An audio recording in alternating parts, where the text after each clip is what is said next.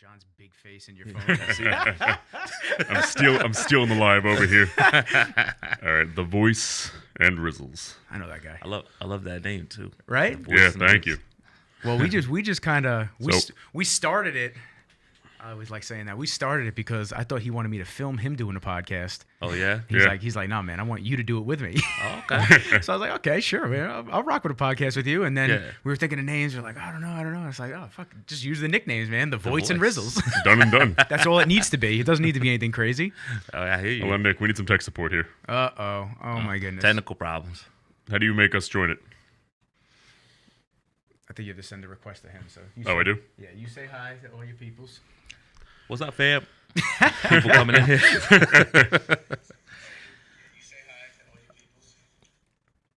There we go. Request. Boom. Okay, I see. And then was that the view? Click view or no? I guess. I don't know. Whatever it is. I lost it. Oh no, I got it back. I'm so bad at this. So just to be clear, you work for Optimum, right, for tech support? Or I do. Yeah, I work for Optimum Tech Support.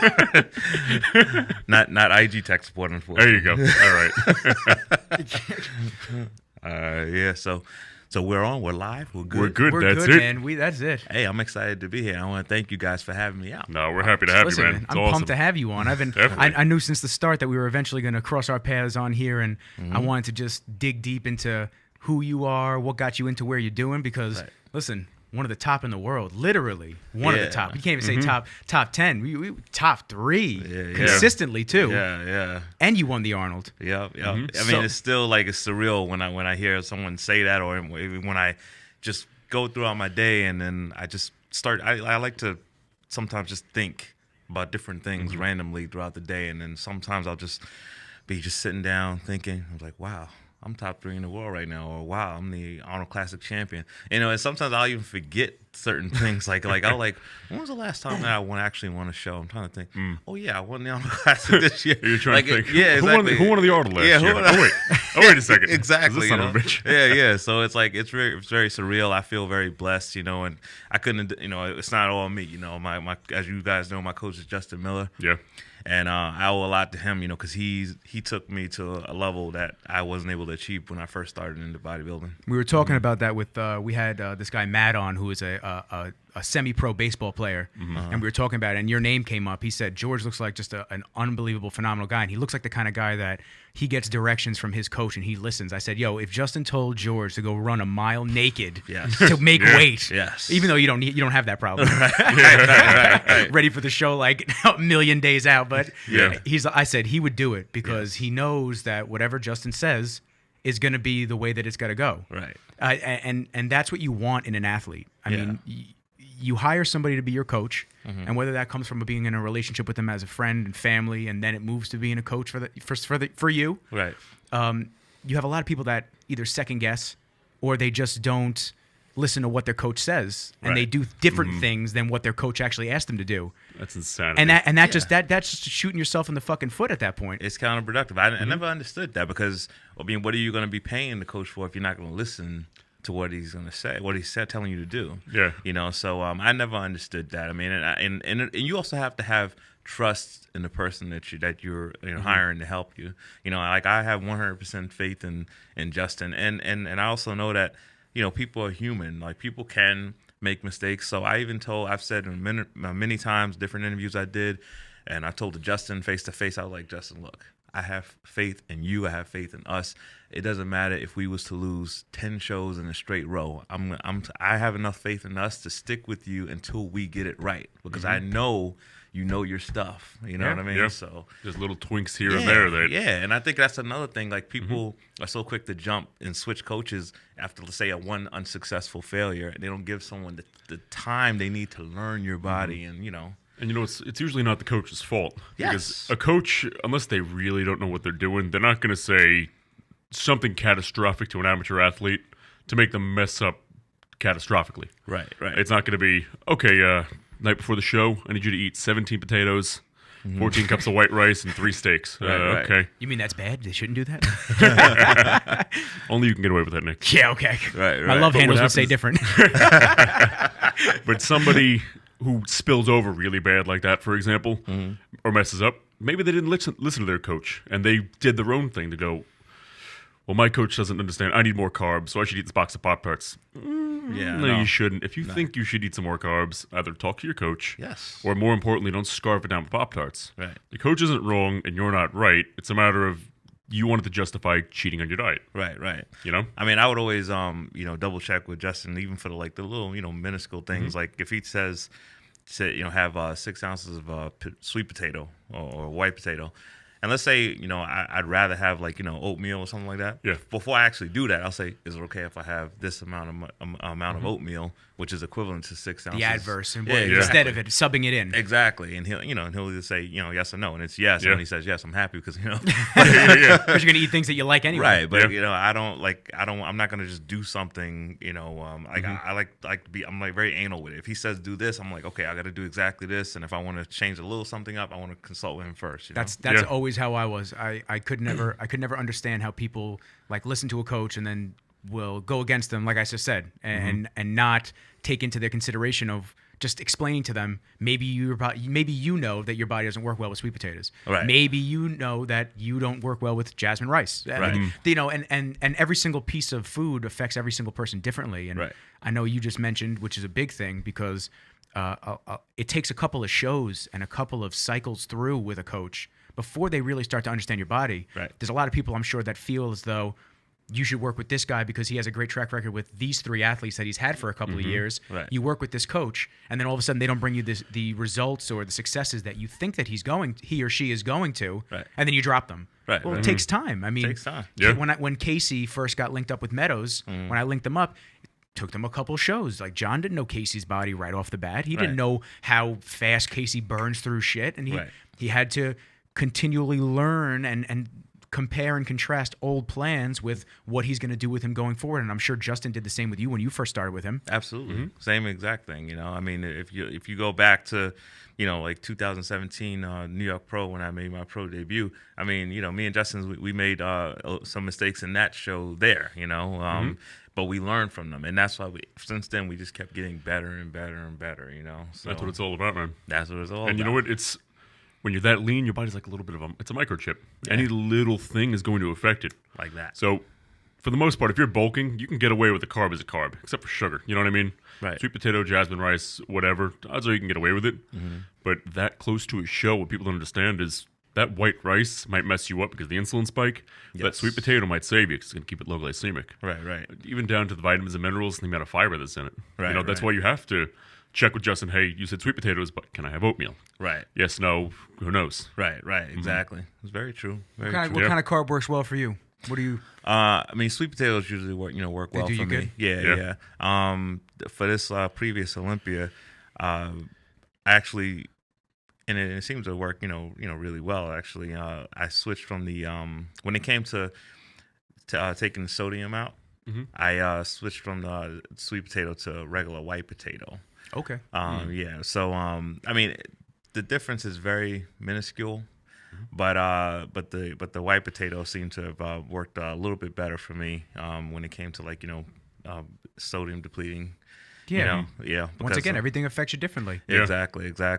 But for the most part, everything else stayed the same. I mean, the one thing that we was getting into talking about, off camera, was something else we changed was my cheat meals changed up a little bit. Talk to me about it. I'm always for a good cheat meal, man. I used to do burgers, right after, say, leg day or something like that. That would be the go-to cheat meal, burgers and fries. But we started switching it up to chicken breast and pancakes. Okay. All right. And the reason why we ended up switching that, and this was Justin's plan, and and it worked out good, is because the red meat, I can't remember exactly how he explained it, but the red meat is slow digesting. Exactly. Yeah. It takes longer to go through the system. It's all the fats. fats. It's all the fats slowing you down. Exactly. So rather than doing that, we do the chicken breast and and this pancakes, and now it gets in you much quicker, and you're getting that like that insulin spike, I guess, like when right after you finish eating, you feel like you want to go to sleep right away. And that's what we wanted, so Justin would always check. He's like, are you getting sleepy? And I'm like, yeah. He's like, good. Go take a nap and then go hit another workout. Right, exactly. So we're bodybuilders, man. All of us. Listen, as much as I'm a washed up physique guy, and John just competed, so you got. I know that I keep track of my favorite places to eat. So you got to have a favorite place now for pancakes, at least. I mean, you know what? My favorite place for pancakes. I mean, right now, like if you're talking about the whole, anywhere, no matter what state I'm in, you can go anywhere. IHOP. Yeah, I knew he was going to say he's simple, plain and simple. Exactly. Bring them over, stack them up. It's always the same, no matter which one you go to. Exactly. Yeah, you can't go wrong with that. Yep. And if it's not IHOP, then I would go Denny's. Okay. All right. I haven't been to Denny's in a minute. Yeah. They make some good food. They make some good food at Denny's. And they're open late. Yes. So right after you get it popping all night, go and get some That's Denny's. what I was going to say. I remember reading something once. It goes, nobody plans to go to Denny's. You end up at Denny's. It's 2 a.m. You just finished going out drinking. Right. Goes, what's open? All right. There we go. There you go. Just get it. I remember when I was out in Vegas, and because when you're over there in the West Coast and everything like that, you see these different food places that we don't see over here in the East Coast.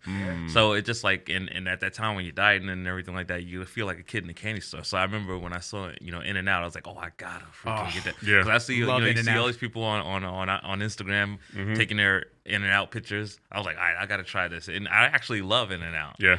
So I think when it comes to burgers now, my go-to place would be In-N-Out if it was over here in the East Coast, but it's not. Yeah, logistics. That's what they say is the reason that we don't have In-N-Outs over here, because to get the patties fresh from the other side, because most of the stuff, from what I understand, is in California. Oh, really? So that's why it kind of stops in Texas. So you'll notice on the map, if you ever look at the location finder, it stops right at Texas, goes north, and then it goes everything else west. We don't get nothing over here. Oh, wow. But to me, it's like, what about Shake Shack? Shake Shack's fresh. We get Shake Shacks over there now. Yeah. What about Five Guys? Is Five Guys is fresh too? I guess. I don't know. I don't know. I wasn't a Five Guys guy.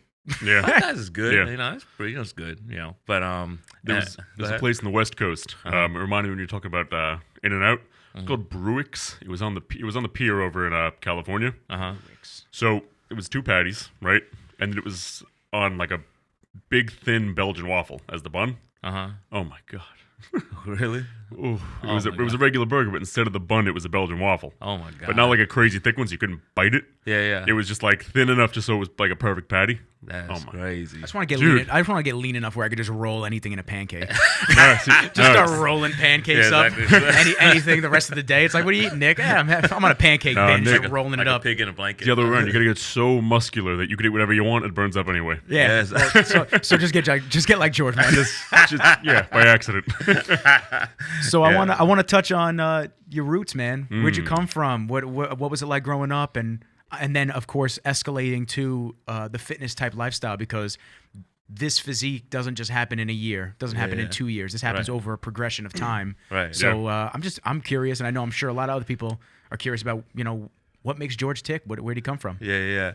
I mean, coming up. I mean, I was always, different. I was different than a lot of the other kids, that were, in school. And I mean, me and my close friends that, that I grew up with, we had a lot of, similar interests and everything. But, I like I said, I was still like a little different, like I was the kid who, while everybody else was, probably, out playing basketball, doing different things like that. I like being home watching my Bruce Lee, movies and stuff like that.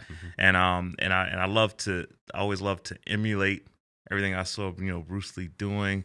I love to, and then after that, it went on to Jean-Claude Van Damme, like, you know what I mean? Just up the fight ladder. Yeah, exactly. Do what they say don't do. Don't imitate the TV. Right, exactly. I was just, I'm trying to, find the right words for it. I mean, like I was like one of the boys, but there was just something about me that I just knew that I was just different. But I embraced that. And my friends embraced it too. We knew that we were all like a little different from each other, but which probably made the group better, because you don't want to. I mean, I know too many dudes that hang out with the same people and they do the same shit every single day. They have the same interest. I like it when I have a diverse group of friends. Right. I like that. That's why I'm friends with everybody. Right. Everybody brings something different and random to the table Yeah. that maybe I'm not into. That, oh, okay, I see the side of that. I like that. That's fun. You know, Right. maybe I wasn't into Bruce Lee, and you're one of my boys back in the day, and you start watching some of the movies when I'm kicking it with you, and I'm like, oh shit, this is cool, man. Right.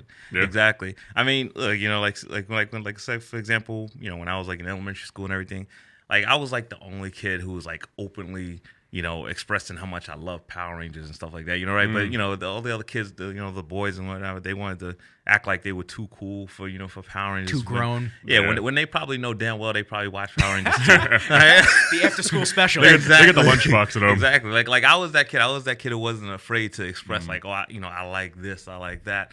And the same thing goes with like with my close friends. Like, you know, whenever they would be raving about a certain rap artist, so this guy's the best rapper, I would, you know, come out of left field. I was like, no, this guy's the best rapper of all. Like for example, if my friends loved Jay-Z and they felt like Jay-Z was the greatest rapper, I was like, hell no, Busta Rhymes is the greatest rapper of all time. You know what I'm saying? Yeah. You know, and they would not change my mind. You know, so I was like, you know, that kind of different. You know.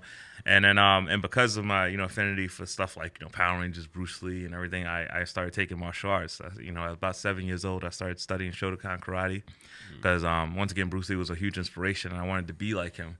And so, and doing so, I started doing a lot of research on Bruce Lee, getting all these, you know, different videotapes that talk about his life and everything, and his book and everything. And I read that he started lifting weights to get stronger with his techniques, with his punches and his kicks and everything. Because apparently at one point he had a fight with someone. They was challenging him because he was teaching, you know, the arts, and they didn't want him to. So he got challenged, and he was upset because it took him a lot longer to win that fight than he felt necessary, because he felt like he was like out of condition.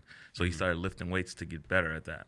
So so I started doing the same thing. You know, I just started lifting weights and everything. And then in doing so, my body actually started to change. I started to put on muscle fairly quickly. A guy at the gym I was training at, which is the Export gym that's not far from our gym, Bev's. Yeah, I know Export. That's right underneath Roosevelt Field In Mall. Massapequa. Oh, it's right here. Yeah. It's right over that here. was the first gym I ever joined. Really? Yeah.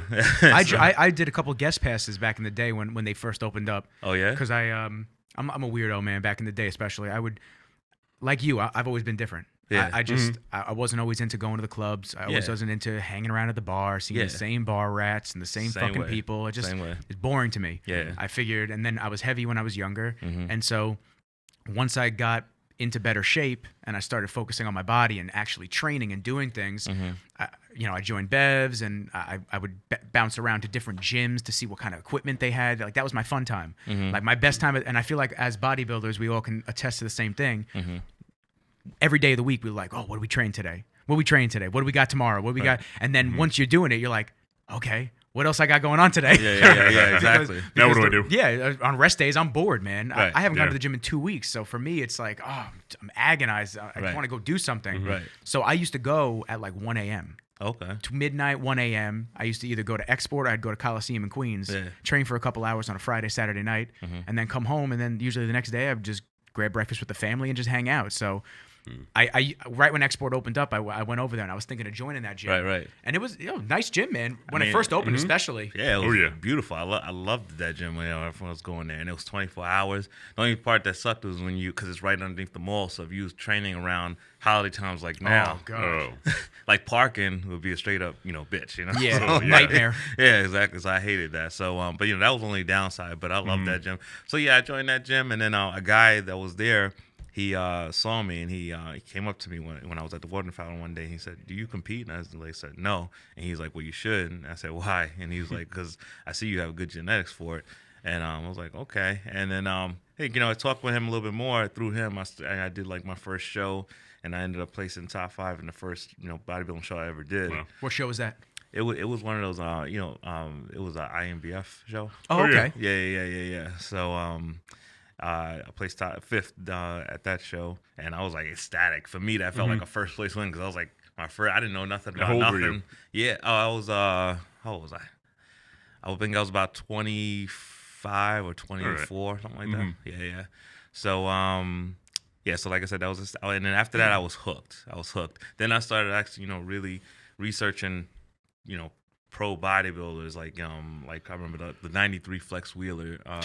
Mr. Olympia routine was the first YouTube video I saw, like a bodybuilding routine.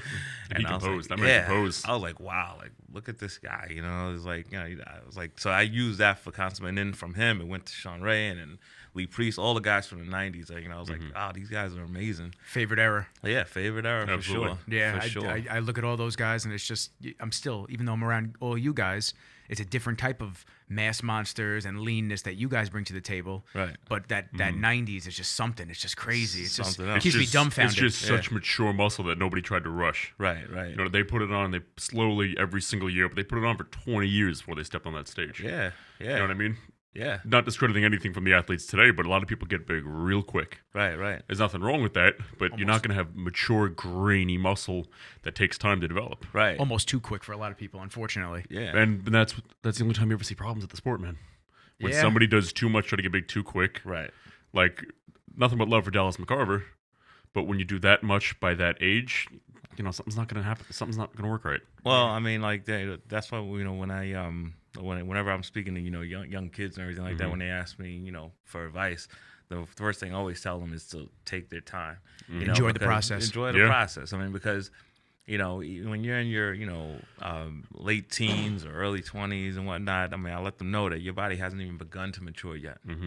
So you have plenty of time. And the stage is not going nowhere. Yeah. So it's only getting bigger, actually. Exactly. So utilize your time and build your foundation. Don't try to rush anything like you say. So it's they just need a lot of education on nutrition. Yes. So many kids, they're going through puberty. That's better than any cycle they'll ever run. Right. You know what I mean? Right. The amount of they're going to change in that time if they're eating enough. Right. And their natural hormone levels, they're going to get huge if they start working out and doing everything else properly. Right. So I know personally, when I ever have kids reach out to me on social media going, what can I do to get bigger? And we're talking maybe, this is like the 14 to 20 range or so. What can you do to get bigger? I was thinking of this, I was thinking of that. And I always mention, I'm like, well, tell me what's your diet like? How much cardio you doing? Well, cardio burns muscle. No, it doesn't. Right. It's going to help you get bigger. Right. So how about before you worry that you're not getting big enough, look at your food and say, hey, you're only eating 2 or 3 times a day and school's messing you up. Yes. Well, I'm sure you can eat something in school and try to eat some real food, Right. If the foundation isn't good, then it's not going to. You're not going to be able to build a good house on it. Exactly. Right. No, exactly. Not at all. And the diet is always the first thing now. Absolutely. Like you got to touch base with when you're trying to achieve a fitness goal. Like whenever regular people try to ask me about how to lose weight. What's the best way to lose weight? I always go into, how are you eating right now? Yeah. And if the same thing. If they want to put on muscle. Like, all right, how are you eating right now? Like the food is like 85% of the job. Oh yeah. So it's very important. Yeah, the training doesn't come up until after. I mean, you're not growing unless you're sleeping, recovering, and eating right. Right. Yeah. So you could do everything you want in the gym, but if you're lackluster in the dieting side of things, then you're not going to get very far. Exactly. Because the food and the eating is what's making the training be effective for you. Yeah. So. Yeah, that's what you can always take it back to you with Dragon Ball Z. How many times do you see Goku slamming down plates and plates and plates of food? He goes in. There you go. He goes in like crazy. For real, I was sick last week. I had vertigo all week. It was it was real shitty. Oh yeah. Yeah, it was horrible. But I was texting John because we obviously had to push off last week's episode, and then we wanted to make sure that we were good for this week, and I was feeling better. It wound up being neck impingement from muscles in my neck. I actually just went to the chiropractor again this morning for the 3rd session for him to open it up. Okay. And then going forward, I'm the worst, man. I've been abusing my body for years now. Like ever since I started the videos, especially, just around the clock, man. Answering people, messaging on social media, editing, shooting, running around. Now the podcast in the office. Like I have to, and then training every single morning. And a lot of the time I wasn't taking rest days. He was yelling at me. Internally, I was yelling at myself. And then I'd have probably 300 to 400 milligrams of caffeine in the morning before I worked out.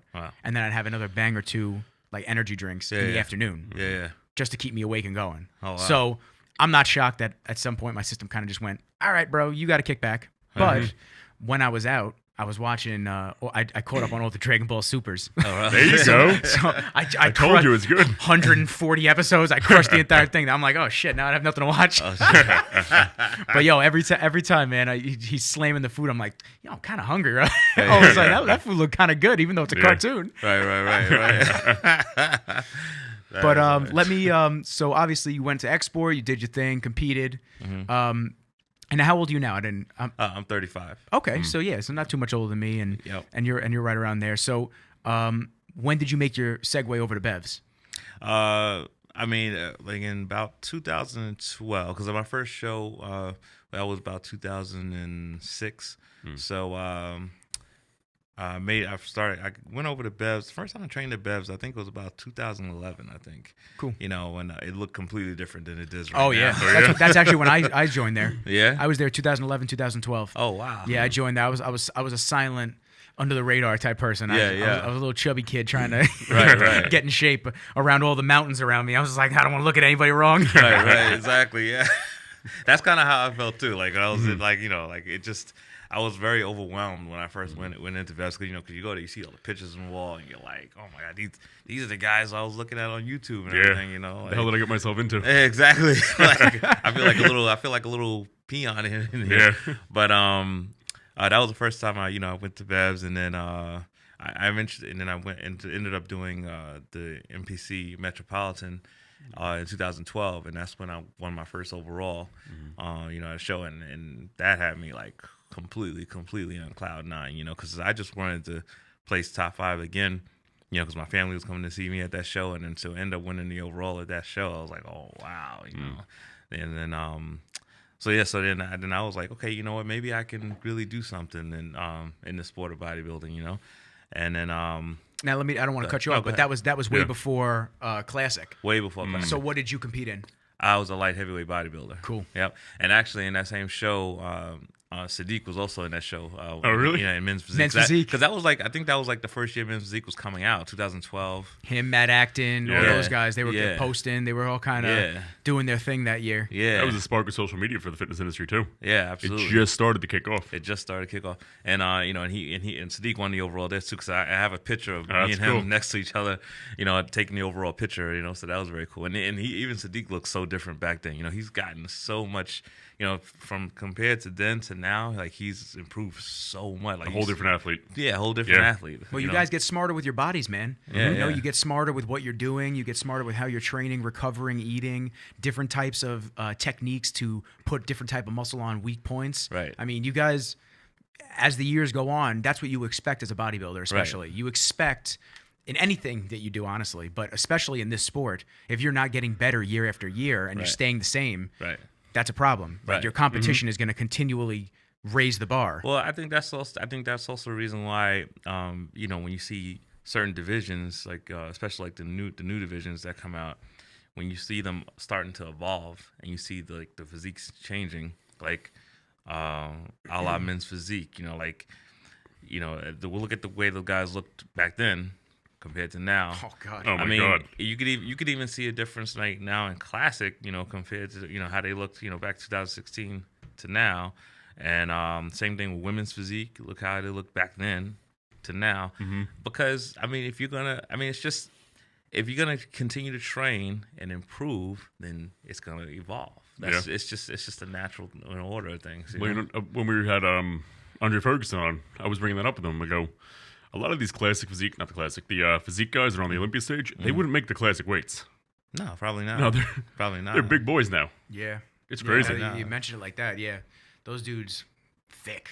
Yeah, a lot of those dudes have packed on. I mean, I wonder what Raymond weighs when he gets on. He's a tall dude too, and he's got a lot of muscle. He's wide, you know. So yeah, I know. Yeah, who knows? But yeah, I don't know. But yeah, so that was and then I started training at Bevs a little bit more often after that. Went in 2012.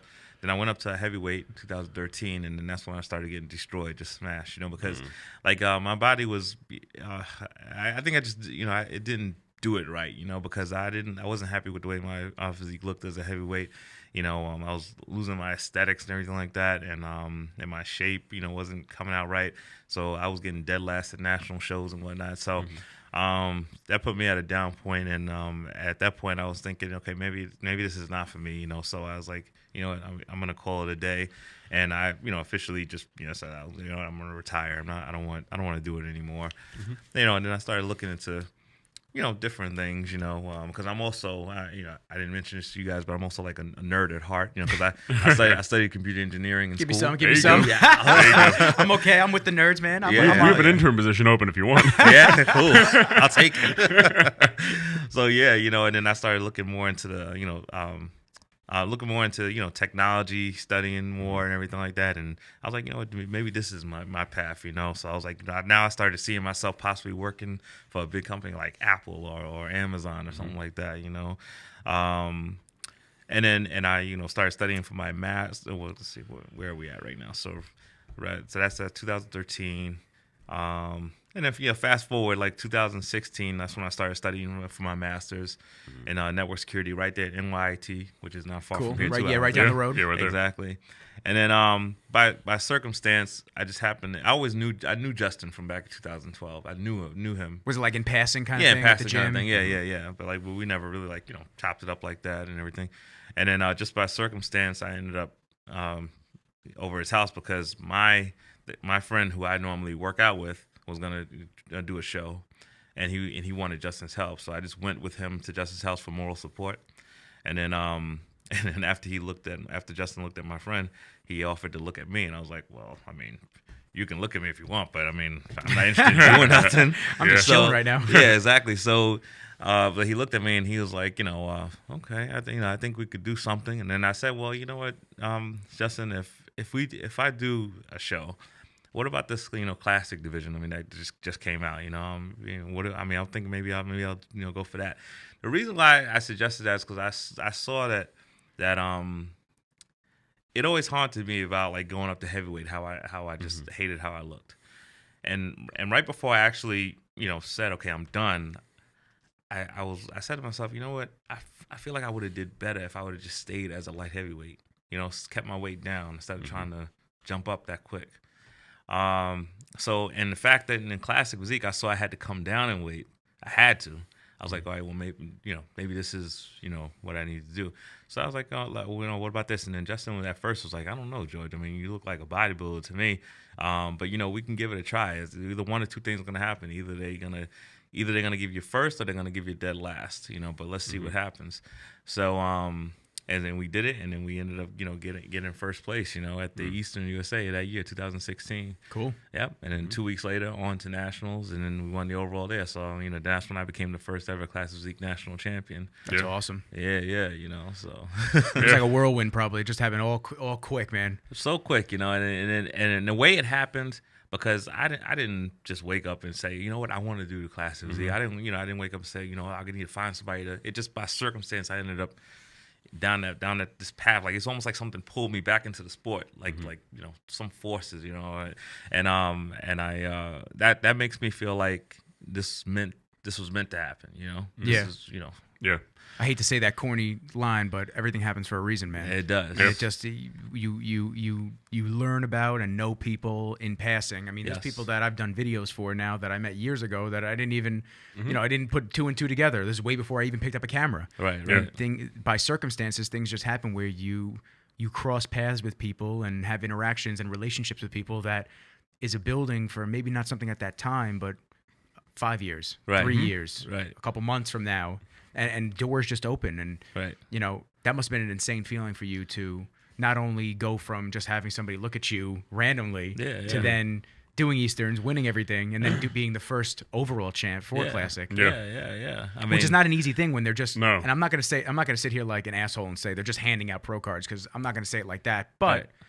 They kind of are in some cases where they have so many more people that are getting them because it's a business. Right. And I understand that side of it because they want more competitors. Right. But at the same time, it's not like as prestigious as somebody winning the overall. Like you were the best of the best at the show. Right. That's it. That's what I take pride in too, because just like you said, and I mean, you're not the only person I've heard, say that, course. I've heard, people who have, tenure in the industry say that, they don't like how so many pro cards are given out and stuff like that. But I take pride in the fact that, let's say, even if it went back to the way it was, where like only the overall winner wins a pro card and stuff like that. Even if it went back to that, I still would have won. You still got yours. Exactly. Yeah, you still got yours. Exactly. Which is a big feat, man. It's no small potatoes, dude. Yeah, What's crazy is a lot of people, they want to turn pro right away, right? Yes. How many years of training did you have as an amateur until you turned pro? I mean, it was Over a decade? Over 10 years. But then you go pro and then win the Arnold 3 years later. Yeah. You know what I mean? Yeah. So it's taking that time to make their body mature, build a crazy physique, Right. turn pro, one of the best in the world. Right, exactly. You know? Look, I won the Arnold Classic at this age, 35. Yeah. I mean, and to a lot of people who didn't know my history, they may feel like, oh, that happened so quick for George. He just turned pro 3 years ago. Exactly. Right? But I've been training for years before that. I started weight training around I was a late bloomer when it came to weight training. I started training weight training around 23. Yeah, doing serious stuff. But that's still over 10 years. You know what I'm saying? Yeah, but you were still also active on the side of training and karate, calisthenics, nonstop. Yeah, so so all that definitely playing up. I used to do so many pull-ups. And that might be that might be one of the reasons why I'm I guess my back is as good as it is because I didn't notice. Every time he backs up, I beep. I was like, oh shit, is this a parking zone? Is this a loading zone? I didn't know. I'm telling you, I used to go to the park and I just used to do so many pull-ups. I would do sets of 50, 50 pull-ups straight. I was a beast with the pull-ups. But then of course I can't do that now because I don't train like that no more. Yeah. But and I'm a lot heavier than I was back then. So yeah, man. So I want to know, and I'm curious. So you go into your first ever Olympia, right? And now that season was pretty long for you. Yes. I remember personally, Yes. just on a friend level, I'd see you and you would just Show after show. Yeah, you would just because you were bouncing show to show. So just take us through that year real quick. All right. I mean, so so going into getting ready for the New York Pro, which is that first show of that year, I was feeling good. Everything was going well and everything like that. What went wrong with the with the actual show and the result was this is the part. This is where it comes into play where I say you have to give your coach time to learn. You know what I mean? Because this was our first time doing a show where we're going to be on stage the same day of the weigh-in. Oh, gotcha. Okay. You know what I mean? Yeah. Yeah. So we kind of played that wrong.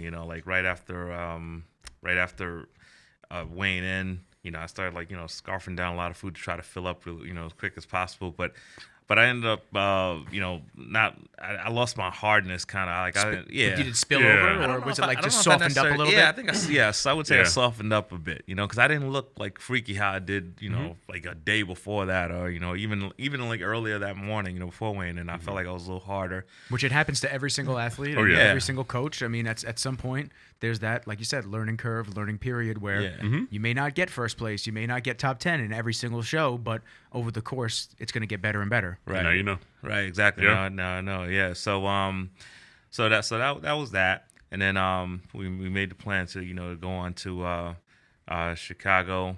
Now Chicago was a tough second place finish because looking back at the footage and everything like that, and I feel a lot of people felt like I should have won that show. Who did you come to second to? I believe his name was is Cleveland Thomas. Okay, I mean, he's a good he's a good bodybuilder and everything like that. But I mean, when I'm just trying to think if I know his physique. I don't know him off the top of my head. Yeah, I mean, he gets really in condition and everything like that. But looking at when you look at the footage, side by side. You can see that. It's easy for me to say. Because it sounds like you're biased. Exactly. But I feel like you're also the same kind of guy that can say if you truly believe someone was better than you, you would say that. Yes, because you're just honest with yourself and in general. I'll say it for the New York Pro. For that New York Pro, Breon, I feel like Breon deserved that win for the New York Pro at 2017. I can understand why he won because I was off. You know what I mean? Yeah. So I can definitely admit that. Admit when I deserve to lose. I admit I deserved to lose back in 2013. You know, I deserved it. You know, so so yeah. But I feel like I should have got that win at Chicago in 2017. But whatever, I didn't. And then then the next stop we did was Vancouver Pro in Canada. And then that was a real tough one, you know. In Vancouver, that's when I got 6th place. Okay. You know,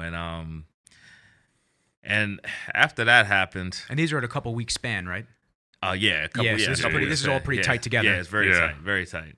So, especially between Chicago and Vancouver, that was really tight. You know, so after that, you know, I was just like in a bit of a funk, and thoughts were going on in my mind. So, you know, why don't we just call it a year? Maybe just try again. Next year. I was calling a few people and asking them what they think. I mean, and it's so weird, you know, because like in my mind I was kind of hoping that somebody would say, "Yeah, George, pack it up." But everybody kept saying, "No, keep going." I was like, "Damn it!" Shit. Because I'm like, now I gotta go. Yeah, exactly. Because I'm drained. I'm like, this is the thought that's going on in my head. I'm like, all right, well, if I'm so good, then why is this so hard? I mean, like, if I'm so good, I mean, I got 2 second places and a 6th place. Like, if I'm not good, then how is this happening? And then Justin, he was trying to keep me on track and feeling like I could really make it to the Olympia. But then I was also like, I was kind of like replying back to him saying, well, I mean, look. Even if we make it to the Olympia, if I'm getting 6th place, in Vancouver, then what's going to happen over there? Exactly, But Justin still had the faith. He's like, don't worry about it. Worry about these shows. Yeah, exactly. Right, one at a time. Yeah. So so me and Justin had a that was like one of the first times me and Justin had a big spat because I was just like my frustration was coming out, and he was trying to keep me positive. But you know what? After that big spat we had, I called him the very next day and I was like, I apologized and I was like, all right, let's go for it. So then we made the plan to do Tampa, and then Tampa was it. Yeah, Tampa was it. That's what we got my first pro win. And then that was my qualification to the Olympia. And Tampa's a risky show, man. Yeah, it's a big one. Because there's a lot of guys that want to make sure that they qualify for the Olympia that slide in there, and it's usually not an easy lineup either. Well, this year was crazy at Tampa for the bodybuilders. It was Dexter, it was Sandow. Yep. Mm-hmm. I remember seeing those two line up. I'm like, holy shit. Yep. Good luck on this one. And Good luck judging this. And the 212 was very impressive out there in Tampa too. Oh yeah. Yeah. I mean, I know Justin was he was out there and he was telling me how impressed he was with the 212 guys that was out there in Tampa. Mm-hmm. But so you go to the Olympia. So we go to the Olympia, yep. And then I went after all those experiences, like 2 second places, 6th place, and then first. I was I went into the Olympia with absolutely no expectations. I said, me and Justin said we're gonna go in there just to be our absolute best. Mm-hmm. Whatever happens, happens. But then what I noticed was that this is how I knew something was different, because it was like as soon as we landed and we got there, and the Olympia happened on a Friday that year. Yeah. We landed in Vegas on that Tuesday of that week. Mm-hmm. When we landed, I was already about say 5 pounds away from making weight, mm-hmm. which was very close. Yeah, it's easy. That's easy. That's easy, very easy, especially after a flight. Yeah, you know, and I was posing for Justin, and I was looking great. I was hard, and I was still popping. I wasn't really like that flat looking, So we were at a point where the only thing we have to worry about is not fucking it up. Yeah. Stay the course. Everything we've done Bring is this doing on something. stage. Yes. And then the morning of, before heading out for prejudging, I mean, like, glutes were, deeply striated. Like, I mean, everything, I was just on point. And Justin said to me, and I'll never forget these words, he's like, George, I don't know what's going to happen today, but I can tell you one thing, that on the classic physique stage, I know you're going to be the best bodybuilder up on that classic physique stage. Yeah. I have no idea what that means, but I have no idea what that's going to entail. But that I believe that's what's going to happen. You're going to be the best bodybuilder on that classic physique stage. And and when I was backstage at the Olympia, I wasn't nervous or nothing. I was just kind of, just Doing your thing. doing my thing. I felt like Enjoying the process. Exactly. Proud of yourself too. You got Which there. a lot of people Yeah. don't do, to be Yeah. quite honest with you. Yeah. They get out there, they start freaking out. They're so hell bent on, I gotta do this, I gotta do that. Right. And that actually probably played in your favor of just Oh, absolutely. taking a deep breath and relaxing a little Yeah. bit. Right. Well, I think people, when you get to that level, like at the Olympia, maybe some people let the fact that it is the Olympia stage consume their mind too much. So if let's say if you weren't that nervous when you were doing your amateur shows or whatever, and you were doing your regional shows, like to try to get to the Olympia, and when you finally make it to the Olympia, to calm yourself down, just treat it like another show. It's just another show. You've done this before. You've done this before. Yeah, it's the Olympia stage, but you've done this before. Just do what you do. Don't let the fact that it is the biggest stage in the world, consume you, because it's very easy to let it consume your mind, and then then just throw yourself off. So. Yes, I just did my thing, and then I thought I was gonna end up getting like fourth place after the pre-judge. I mean I was gonna be happy being in top 5, but I thought I was gonna end up getting like fourth or something like that. But when they called me third, I was like, wow. And what did that feel like? I mean that felt especially after the year you had. Yeah, exactly. Yeah. I felt really on top of the world after that. Like, I mean, that third place felt like a number 1 to me, because it was like, it felt like everything paid off. Everything, I was so thankful for everybody who told me not to quit, don't give up. I felt so thankful for Justin, keep helping to keep me on track. I was just like, nothing could get me in a bad mood for the next few months after that. I was just so damn happy. That's exactly it, man. that's how it should be. Yeah. It's a huge achievement that you did, especially coming from after just show show after after show. show. I mean, people don't really realize how much your body goes through when you do that. Right. They don't really understand how dramatic that is to keep your body in such a lean and crisp state, bouncing each week. That's why dudes that just bounce to those shows, I'm like, oh my God, man. Right. What are you doing? I mean, what made that even more special is the fact that absolutely nobody had me on their top 5 radar. Nobody expected me to be in the top 5 in that first year. A lot of people was writing me off. And and we really had to kick the door down. We kicked the door down for that for that third place finish. So that made it extremely Gratifying. yeah, exactly. Yeah. Gratifying, and it just made me so damn happy. I mean, Yeah. I would hope so. It reminds me of the year Coleman won the Olympia, because he was Right. taking like 8th or whatever back then. Right. And then he came in, people were like, no, nobody expected anything from him. Yeah, They look yeah. and go, what the fuck? Yeah. Holy shit. I know, it's, exactly, So exactly that kind of feeling. Yeah. And the backstage mentality you were saying, it reminds me of something Dorian Yates said. Whereas he had to pass, obviously, that same barrier. And he goes, well, someone's got to win it. Why not me? Well, yeah, You know, exactly. I have 2 arms, 2 legs. So do Yeah, you. Exactly. What's the difference? And I feel like any competitor should go into a show, get ready for a show, not downing themselves and not feeling like, oh, it's impossible for me to win. I mean, that's the reason why you're a competitor. You're there to compete. So you should always like you said, like, he has 2 arms and 2 legs, just like Lee Haney. So why shouldn't he feel like he can possibly beat Lee Haney? Yeah. I mean, so yeah, absolutely, I agree with that. What'd you guys do after that first W?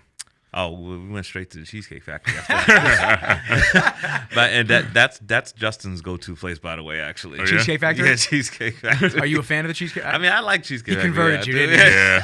You would have never thought about the Cheesecake Factory before that. You were like, But- pass it. You're like, I guess it's good. And he's just like, whatever. Yeah, but you know that, like, especially the shows out here, like that they have out in Teaneck, New Jersey. Yeah. That's like the go-to place for everybody who finishes this show out there. Like, they go right to that Nothing else Cheesecake out there, Factory. really. Yeah, I mean, exactly. At that time, by the time a show like that finishes, Yeah. it's like midnight, 11 o'clock at night. Hell yeah. Like, oh, shit, what else is open? Probably good business for Cheesecake Factory. Oh, they love it. I'm sure. I wonder if those the owners of that particular one, like, expect that crowd. I mean, they know the time of year that crowd's gonna come in. I guess by now they do. They They must. should, right? Like every weekend after the beginning of March, a bunch of big tanned up guys are gonna walk in Come there. in. Exactly. They should run specials. That'd be pretty cool. That's a good business strategy That right would there. be freaking great. Run like 2-for-1 cheesecake specials. I'm Yeah. sure they already get Yeah. packed. Could you imagine how many more people would just be rocking with them after a show? Hell yeah.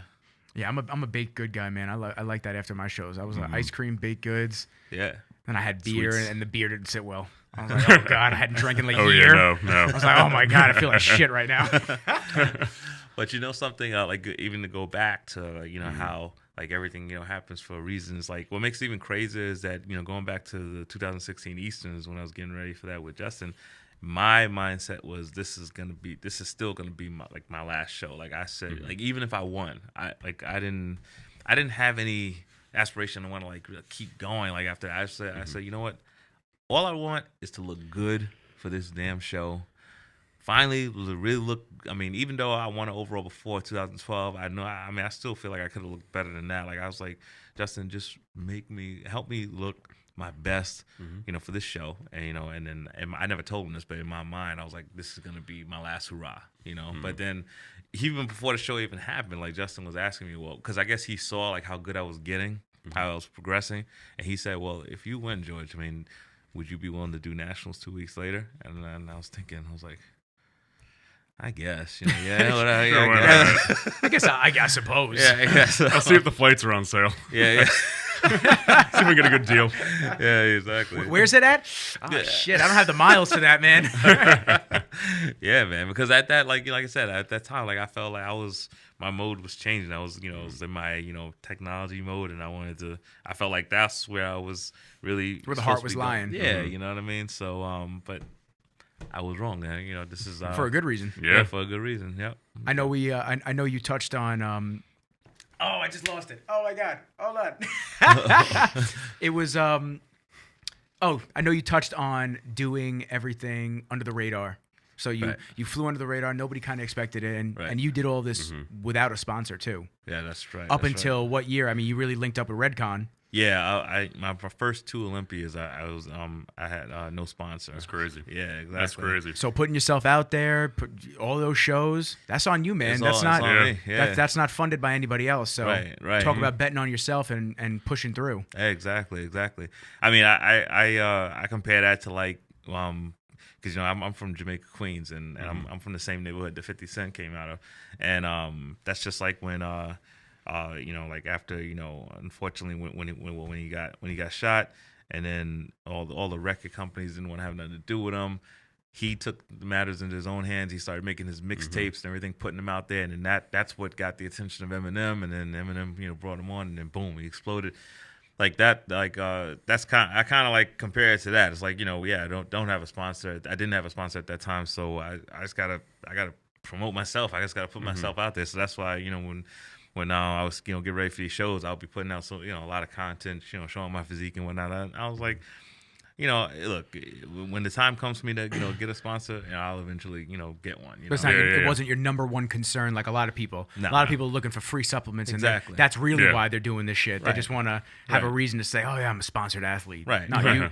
you like a lot of other people that we've had on the show. That the biggest thing I want to make a point of is, you guys are doing it for the love of the sport. Right. You guys are doing it for the love of pushing yourself further and further each show. And then when and if that sponsor comes, cool. Exactly. Yeah. And I'm also a person that I like to work for everything I get. I never want something just handed to me and whatnot. So I was completely fine with grinding it out. I mean, because even when you do have a sponsor, you still have to grind. It's not like Of you know what I course. mean. Of course. So It's actually in a lot of cases more work, because now you're doing it for two entities. yeah, exactly. It's true. So so my first two Olympias, I didn't have a sponsor, and then it was shortly after the 2018 Mr. Olympia.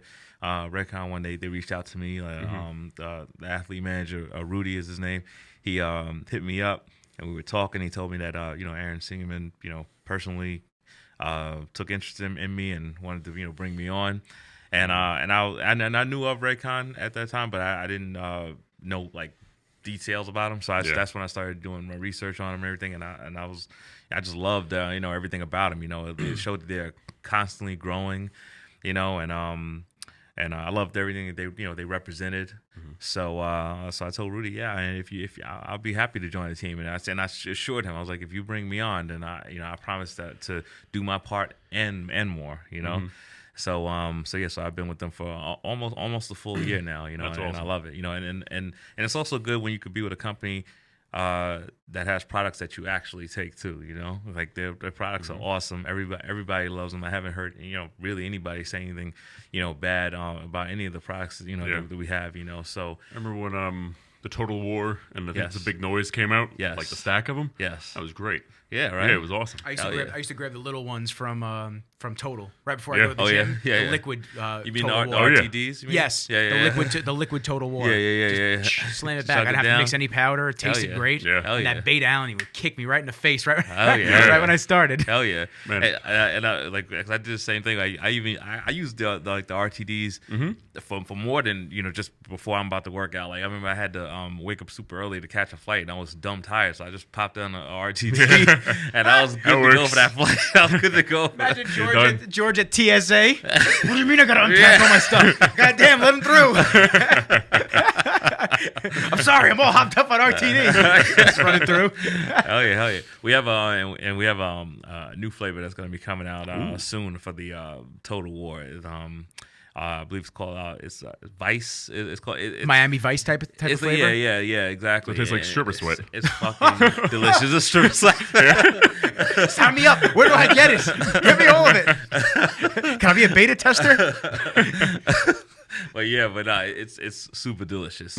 I know everybody's gonna love that one when it comes I'm out. sure. You were down. I know I mentioned it before because I was asking you if you wound up going down there a couple weeks ago. So you went down to Florida a couple weeks ago recently. Yes. And it's cool because they just opened the gym from what I saw. Yep. Gym looks sick. Sick. And I'm sure you obviously just told us about the new flavor. They keep you linked in with a lot of, I guess, formulation and stuff that they got going on coming down the pipeline, which is good because I'm sure a lot of supplement companies kind of keep their athletes and people not in the dark, but they just don't keep them in with the company as a saying. Right. I mean, because they also want us to try them ourselves, so we can give them positive, give our honest feedback about it, So so when I tried that, I was like, wow, this is amazing. Yeah, hell yeah, I can't wait for this this to come out, and and we're starting to advertise it now.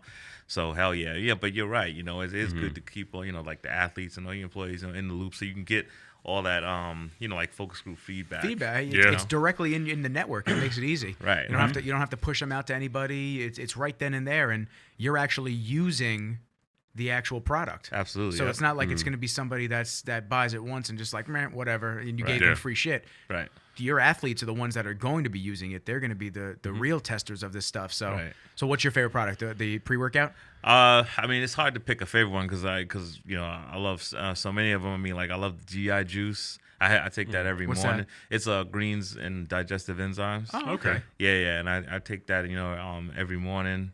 Of course, I mean, when it comes to the pre-workout, I love the Total War and the Big Noise. Yeah. I usually mix those up, and occasionally I'll mix the Moab with it too. Yeah, you know about the Moab? Is that the carb? It's No, that's Cluster Bomb, it's right? like it's not. Yeah, Cluster Bomb is the Because carb. I used that when I was down filming Flex, Right. And he's like we got a bunch of supplements over there that Aaron just leaves every now and then at his gym before they had theirs. Yeah. And he's like, just use whatever you want. I tried the Cluster Bomb and it tasted dope. It was the grape. Yeah. Cluster Bomb is dope. But Moab it's a natural anabolic booster, pretty much. So you can it comes in powder form. You can just mix it up with your Big Noise and your Total War to make a cool cocktail like that. I also love Halo, which is it's also like an anabolic booster, and you just for a guy you can take it about 2 to 3 times, 2 or 3 capsules a day. Yeah. A woman maybe 1 to 2. Let's see, and isotope, which is the whey protein, which is the protein I usually have. I love that. I usually take that around like post workout time and whatnot, or in the middle of the day, just to just like a little filler type of thing. Hell yeah. But in the off season, that's when I'm mostly taking MRE, which is the meal replacement. Yeah, exactly. The bars are great. The bars they are good. Excellent. Yeah, Excellent. the bars are great. Excellent. What's your favorite flavor? I think I had the banana. Is the banana bread? Is that one of them? We have banana bread one. The banana bread is good. My favorite one is the peanut butter crunch one. Oh yeah, that's the one I've had. Yeah. I had that and I had the banana nut bread one, but that peanut butter one is ridiculous. So good. I'm a fan of a bar. The only issue, Yeah. and you know what? I'm pretty full after I had the meal replacement bar from them. Mm-hmm. I usually I'll eat a Quest bar and I'm hungry an hour later. Yeah. I mean, I get that the calories are lower on it and everything like that, but like when you actually have a filling bar, it's nice to have. But that's because it's like it's made with whole foods. It's like they don't call it a meal replacement for nothing. Yeah. Man, Redcon is lucky they got you, man. Oh, I appreciate it. I'm lucky to be with them. You know what? If you were reading through your comments, I think Herbalife or Fit Tea almost might have found you. What? Fit tea. That's all the fitness girls do. Listen, he's got great glutes. Came across your Instagram, this might have been done. Yeah. He's got great glutes. So. Yeah. Could you imagine George in a Bang Energy drink commercial, like on the beach, like the girls? Could you imagine posing in the sand? Yeah, right. George, wear the bikini. It's uniform. I would lose my mind. I've only seen like this Bang. Do they sponsor men or they? Because I only see women really. I'm sure they do, but I'm sure they do. It's just really about pushing sex sells. That's for them. Yeah. I could be wrong. If somebody wants to at me and let me know differently. But I know they definitely probably do have male athletes. But for the most part, it's just find the hottest chick you can find, do a scandalous shoot with her holding a Bang Energy drink on a beach, and then just push the content out and put ad dollars behind it. And then bring them all to the Olympia so everybody goes to your booth. For meet the pretty girls. real, they got it popping at That's their all booth I'm thinking of every right now. year. Yeah. Oh my, George. Well, apparently it works. I'm gonna start doing some scandalous ad commercials holding Total War, and we didn't really be on and popping. Nope, they cut us off on the live. That's all right. All right. Yeah, that's good. Just like There's a time limit on you? I guess so. Sorry, we did all right. We might have just been too good. Yeah, That's all it is. yeah, we still got the camera. Yeah. That's cool. But so you did that first Olympia, like to get back on track with what we were talking about. Yep. Did that first Olympia, and then how long did you take off to kind of just clear out, feel better? And because I know you have to do that after every show, really. Pretty much, yeah. That's the best way to treat your body because absolutely, because health is important. Like when you're getting ready for shows, you're putting your body through a lot of stress. Yeah. You know what I mean? So it's important for you to give your body the rest it needs to normalize and recover. So run yourself into the ground. And I do that after every show. Well, after every big show like the Olympia, especially like after that 2017 Olympia, I had to because I had to. it was a long season. Yeah, exactly. So I took about I want to say 2.5 months, to kind of like let myself rest a little bit, Let the body bounce back. Exactly. Yeah. Like I went on a vacation early in 2018 to the Philippines. Oh, dope. Yeah, with my friends and everything, and that was a full week that I was out there with not touching the weight at all.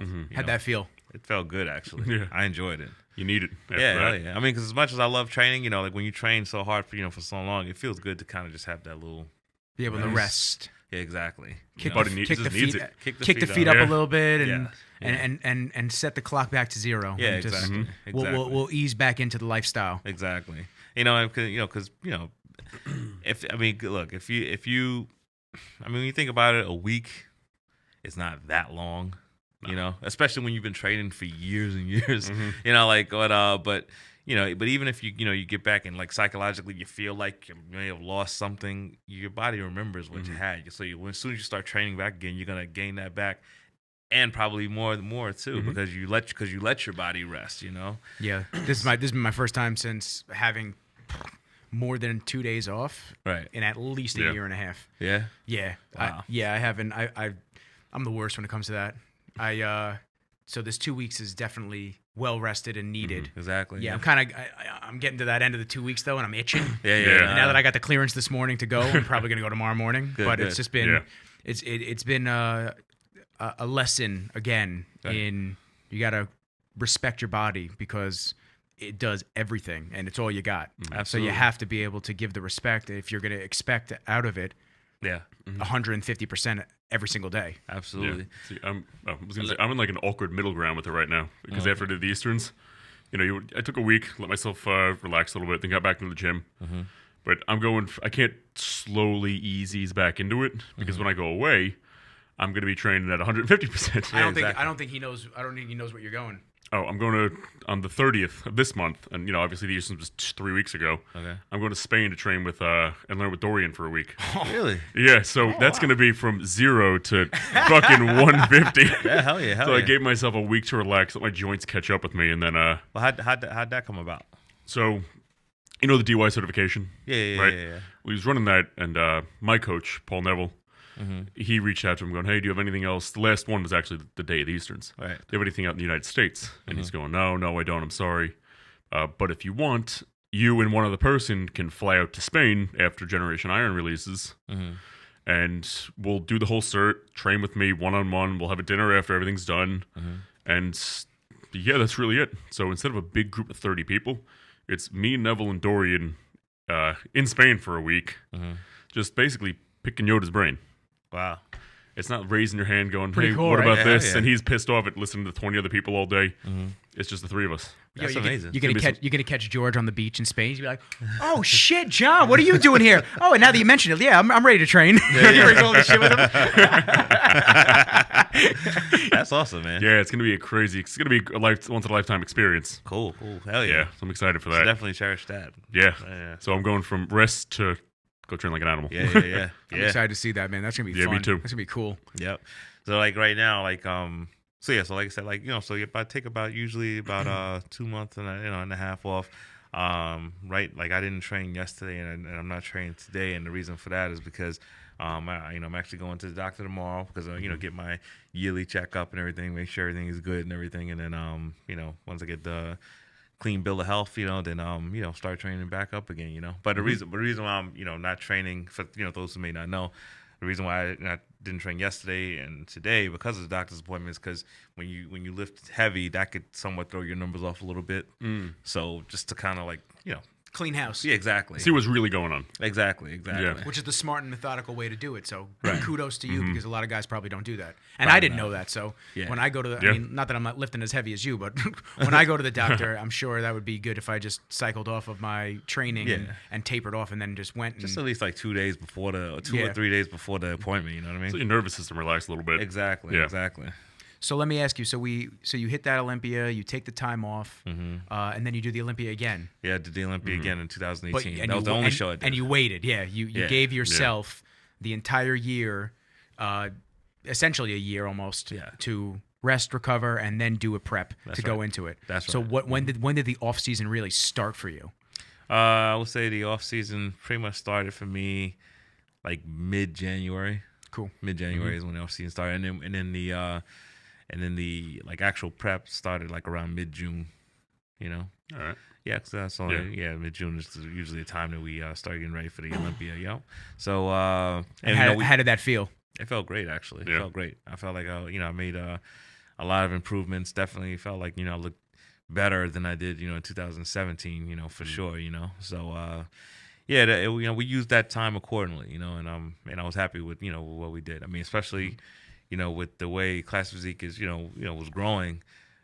We knew we had to come in better. We knew we couldn't come in there the same and still expect the same placements, or a higher placement. So we had to improve, and we did that, And then as you guys know, we ended up getting another top 3 finish at this 2018 Olympia, and this felt just as bad. I mean, even though like I was we were going in there with the objective to win, and we were very confident that we could win.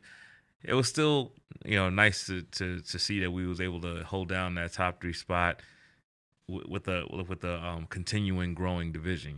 Yeah. And that division's going quick. Yeah, It's growing real quick. Real quick. The caliber of athletes. I mean, that year in 2018, you had legitimate open bodybuilders coming down to Classic. You had Regan come in there. You had Henry Pierre Arnold come in there. So it was like we knew, okay, we definitely got to get better now because now we're going to be going up against like actual bodybuilders. Yeah.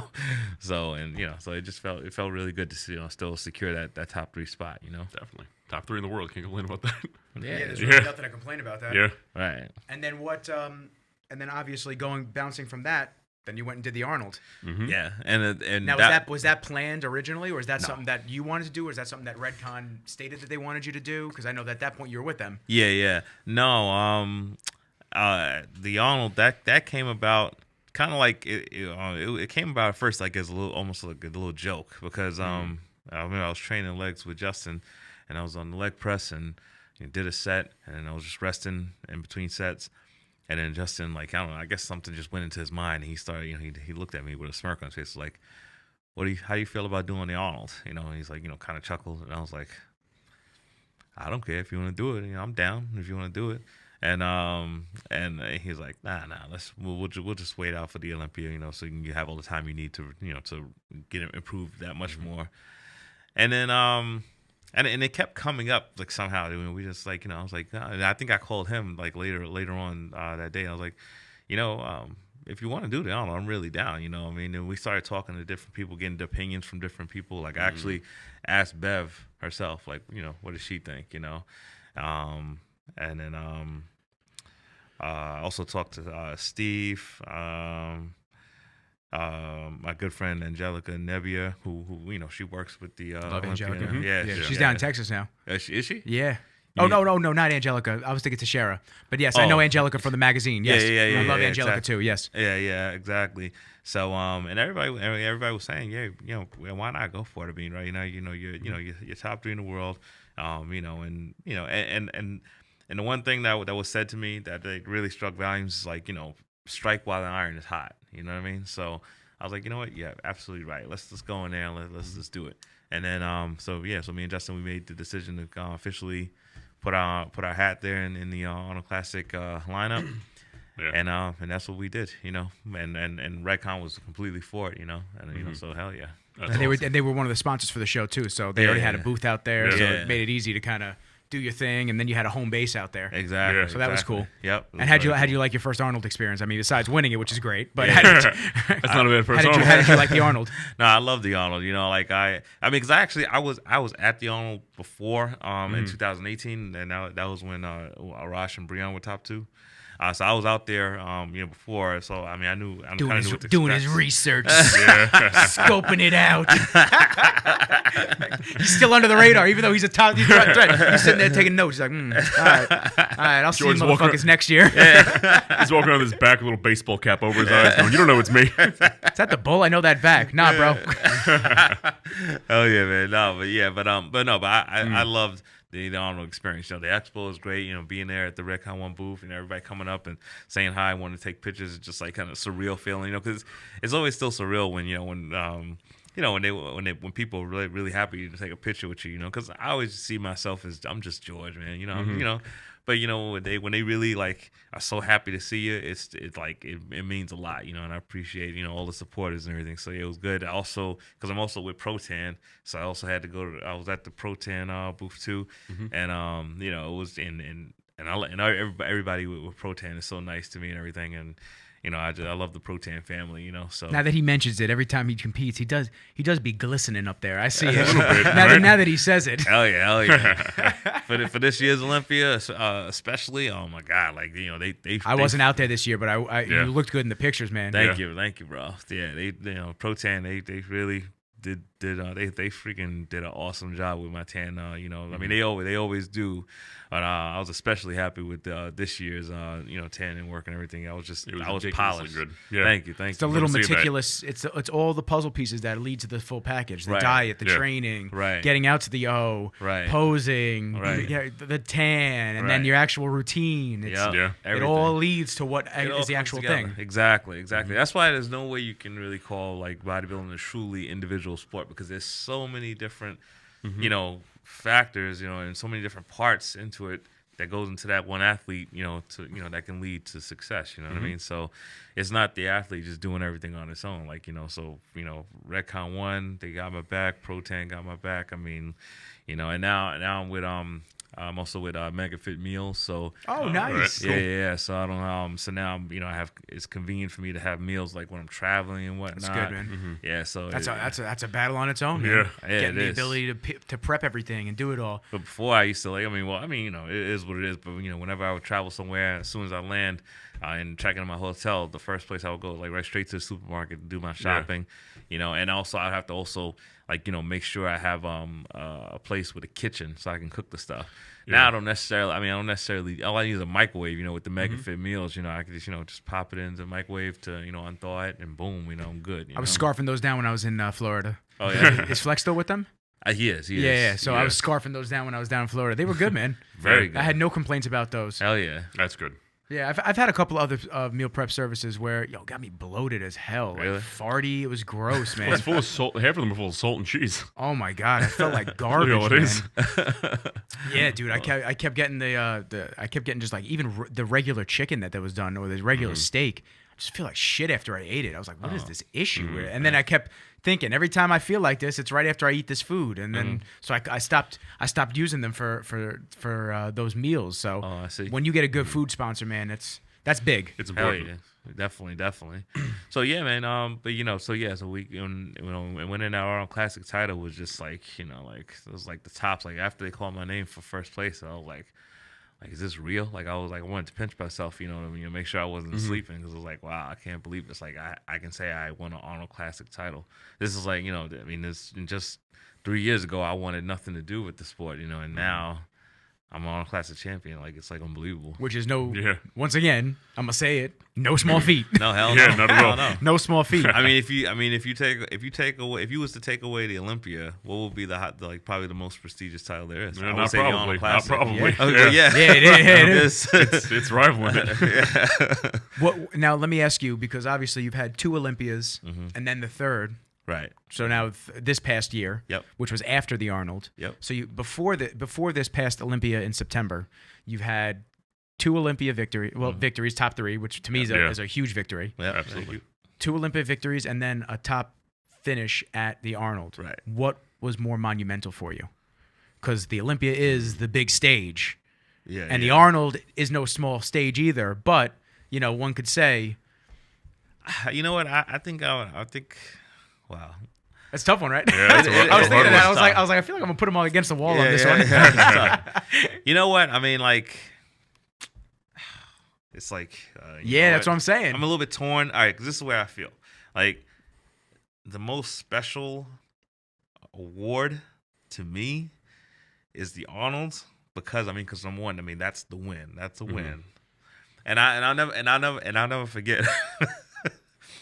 It's like after the Arnold, and then we landed back in New York, and we were waiting for Uber, at the passenger pickup place at the JFK. Right, there was these girls that were they flew in from somewhere.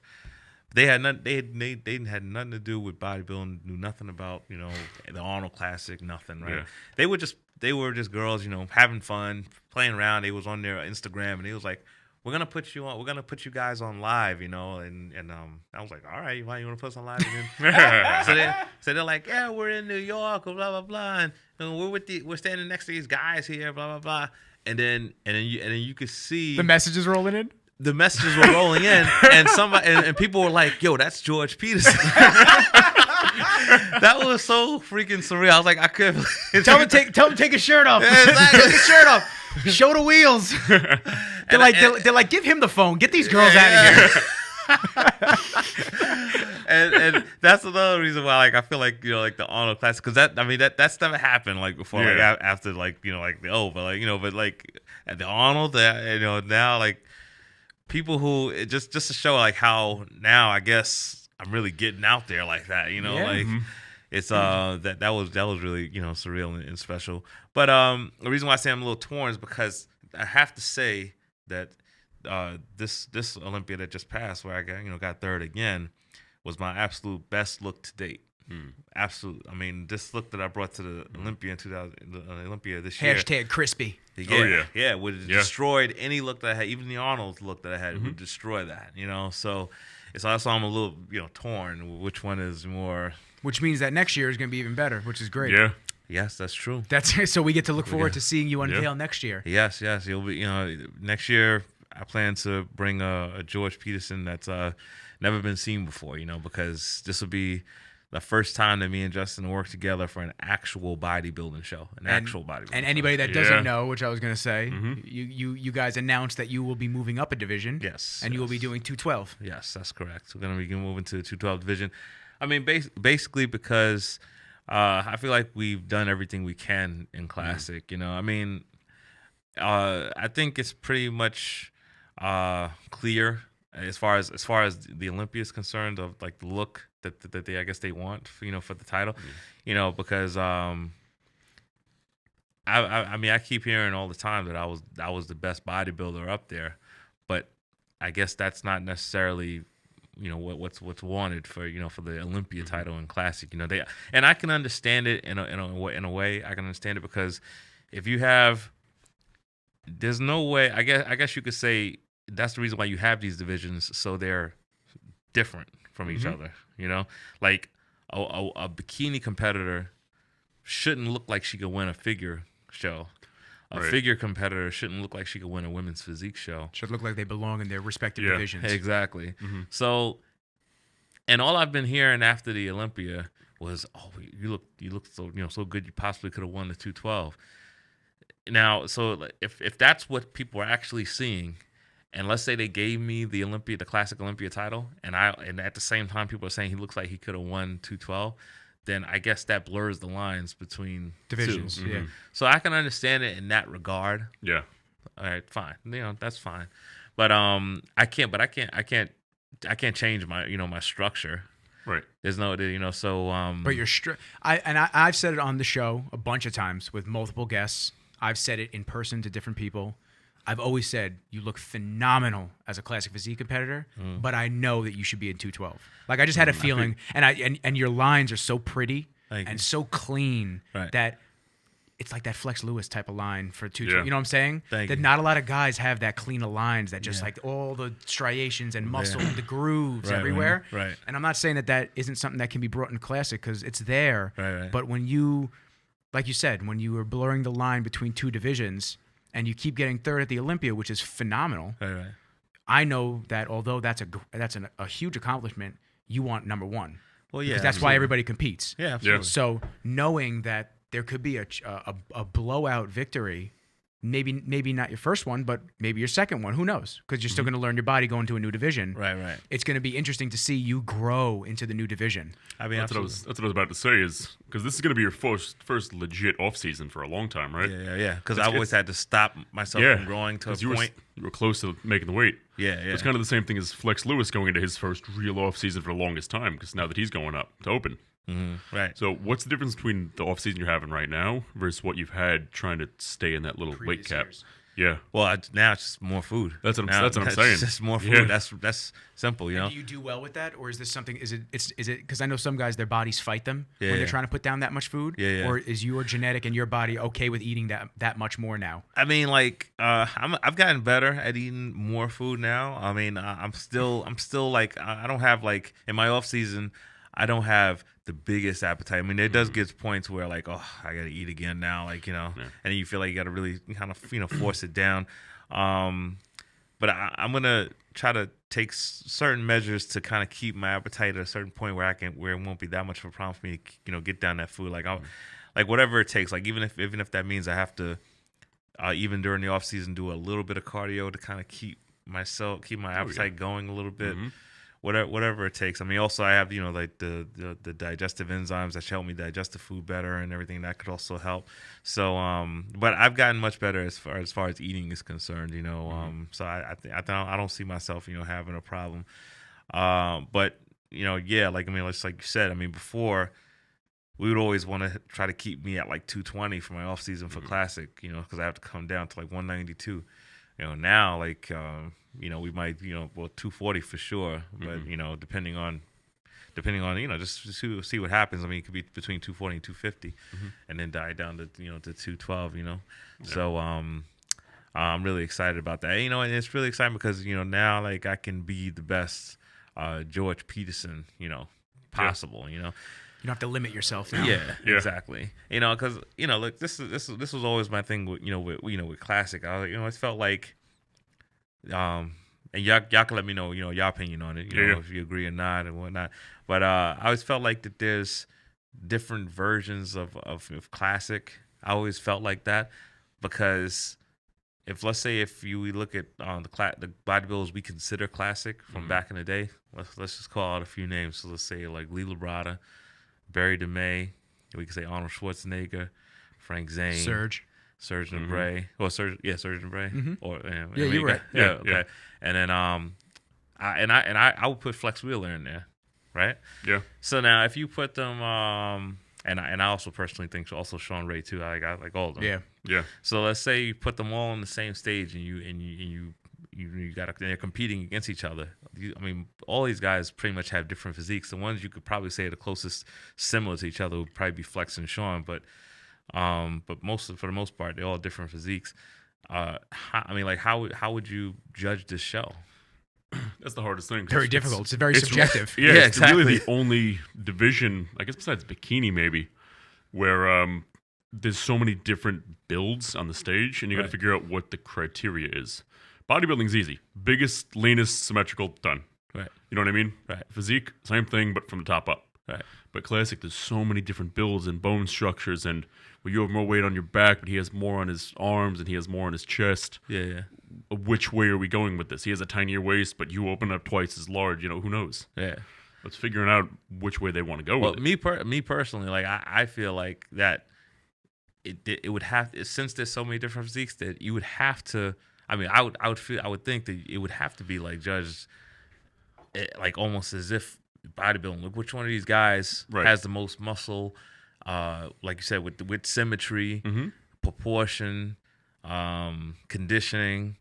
I mean, because what else what other metrics could you really decide on a winner? I mean, like you could say, all right, oh well, this guy is more classic than this, but why? Like why is Barry DeMay more classic than a Flex Wheeler, or or vice versa? Why is Flex Wheeler more classic than Barry DeMay? Like, yeah, that's the answers that I want to know. And the other thing too is the classic bodybuilders back in the day when it was classic. It was bodybuilding, but it was the classic look now, quote unquote. Right. None of them were going for a classic look. They were trying to be as big and as lean as they could. They were trying to be bodybuilders. Yeah. So classic physique nowadays is technically bodybuilding what they wanted to be back then. If that makes any sense. Well, yes. Yeah. So it's what are they trying to incorporate? The height weight bodybuilding, where you're trying to live the lives of the classic guys, or match the physiques they had back in the day, but we can never go backwards in conditioning. I don't think. Yeah, exactly. I don't think that's what it is. I don't think that we want to match what they had back then. You can never go backwards in conditioning. Yeah, because like you said, if those guys back in the day had I guess the knowledge that we have today, they would have took it there. Absolutely. You know what I mean? Let alone just on nutrition. Yeah. How much different it is. Yeah. I mean, look, if you just and also just human beings in general just evolve and change just by the way things happen. If you look, I always, when I see some of because my sister, I'm the baby in the family. I have two sisters. They're both older than me. Had the pleasure of meeting one at Oh, yeah, that's right. You met my sister. That's right. Said I was Casey. That's right. She's like, you Casey Fati? I'm like, no, but I wear his shirt enough where you think I was. That's right. Shout out to my sister Renee. That was Renee. Oh, I love her. She's a sweetheart. Yeah, she was great. She's like, can I take a selfie with you? I'm like, oh, hell yeah. I was so like when she sent me that picture. I was like, oh wow. I was like, where'd you see Nikki at? And she was like at the Apple store. All right, so yeah, but so she's 11 years apart from me. She's 11 years older than me. Oh wow, okay. Now and sometimes like when I see her looking through like her old high school pictures and everything, like I'll see like how the girls looked back then, and when she was in high school, and then I'll think about how the girls looked when I was in high school. Mm-hmm. It's just completely different. Different bodies, you know what I mean? Like, they like it's like almost like, the girls kind of looked normal back then when she was in high school, and then when I was in high school, that's when the girls started to get all these crazy curves. You know what I mean? Like, it's just people evolve. So it's like, guys are not gonna look, even if you're not gonna look like that back then. Because food is different now. I mean, there might be different hormones in foods today than there are. That's what it was about. My coach, I told you about that with the GMOs in the food. Yeah, it's insane. Yeah, the GMOs in the food. My coach broke it down for me. Mm-hmm. He broke it down for me as a lot of the GMOs are pro-estrogen. Oh, I see. So think about it on the scale of most parents, especially nowadays, aren't thinking of nutrition for their kids. Although the bodybuilding industry and the fitness industry seems very large, it's a very small community. Yeah, it's very small. And although there's a lot of people that you see, quote unquote, being fitness oriented and shit like that, right? when it comes down to it, they see 99-cent fruit snacks in the aisle for their family, and they're trying to feed everybody. Yeah. They're just gonna grab cheap shit and throw it in the car because it's food on a tight dime. Right. And their kids are gonna like it. It tastes good. Yeah, and it tastes good and it's sugary and it's great, whatever. Right. But Yeah. a lot of those pro-estrogen foods, my coach made the comparison of. You see a lot of girls that are developed much younger nowadays. Yes. Like crazy. You would Yes. think that a girl that's like 15 years old is like Yes. 21, Yes. 22. Yes. Yeah. And it's fucking crazy. Yeah. But the men, you notice a lot of them don't have as dense a muscle. And I'm not saying that the dudes were skinnier like, and I'm not fat. saying dudes were brolic, but Yeah. think about like Friday Night Lights type shit. Yeah, you know, yeah. like back in the day, football on Friday nights at high school and stuff like that. Right. The dudes were generally a larger type of person. Yes. Yeah. And now you think about all those GMOs and all the shit that's been put into the system of food and for cheaper and profit margins in the food industry, especially, what it's done in the long run for families and the genetic makeup of males and females. Right. Yeah. And like you said, you look from when your sister to you, the curve started getting crazier, and getting now crazy, and it just keeps kind of going down the line. Yes. Yes. So it's wild when you think about it, what that Very. food's actually doing to people. Very. Very. Even eating organic versus non-organic. That's You know, true. if your chicken is pumped up with testosterone to get a lot bigger and growth hormone, all that testosterone is going to convert over to estrogen by the time it gets to your mouth. Right. It's So true. you're eating a half pound of chicken and 2 milligrams of estrogen Right. every single time And it when may you're trying to get bigger. And it may not be a lot in retrospect, but over the course of weeks, months, years, that shit A adds lifetime, up. a whole lifetime. I see. Yeah, Yeah. it's true. It's very true. And then all the preservatives and, regular packaged food too, for the most part. Yeah. I take everything back to an evolutionary standpoint with my clients, with everybody, with myself. Evolutionarily speaking, humans were made to break down whole foods. Mm-hmm. But now you're throwing chemicals and, try this sugar that's not actually sugar, it's 0 cal. Right. All these chemicals in somebody's body saying, good luck processing this. When over billions of years of evolution, we didn't have these preserving agents. Right. And it's saying, good luck trying to figure this out. Right. Exactly. The body just freaks out. It's Yeah. like, Yeah. what Like, is what this is this? shit? Exactly. What are you what giving do I me? do here? I Oh, guess I'll throw it on your lower back. Oh, it's crazy. If you look at, like, say, people in China, but I'm talking like real old school poor areas of China, Yeah. where they're pretty much farming and eating their own food. Yeah. They lived like 120. Yeah. They live real old because they don't get their hands on the preservatives and crap. Right. You know what I mean? Right. True. There really is a merit to working with your body, utilizing it, moving around, and eating quality food. Right. I always say a carb isn't a carb, a protein's not a protein. It's not all equal because you got to look at everything else that goes into it. Mm-hmm. Very true. Very true. I knew my love for Godiva would bite me in the ass one day. It's bullshit.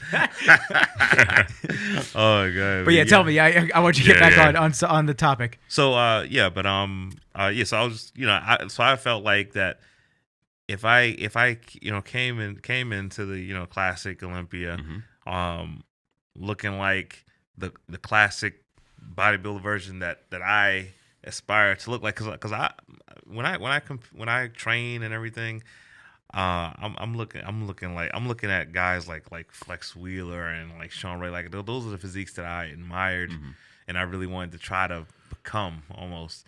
So I felt like, well, I mean, look, if I could attain a look like this, then I should be good. But it just come to realization that, I mean, no, they wanted a different look, I mean, and like I said, that's fine. If you want a different look, that's fine.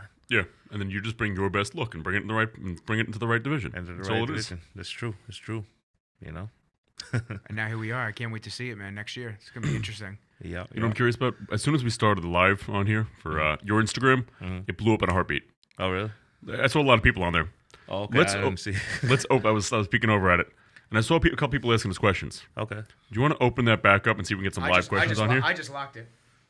I just locked your phone, so it should be. Oh, Oh yeah. I'm just gonna check the camera because. are you able to go? Are you able to?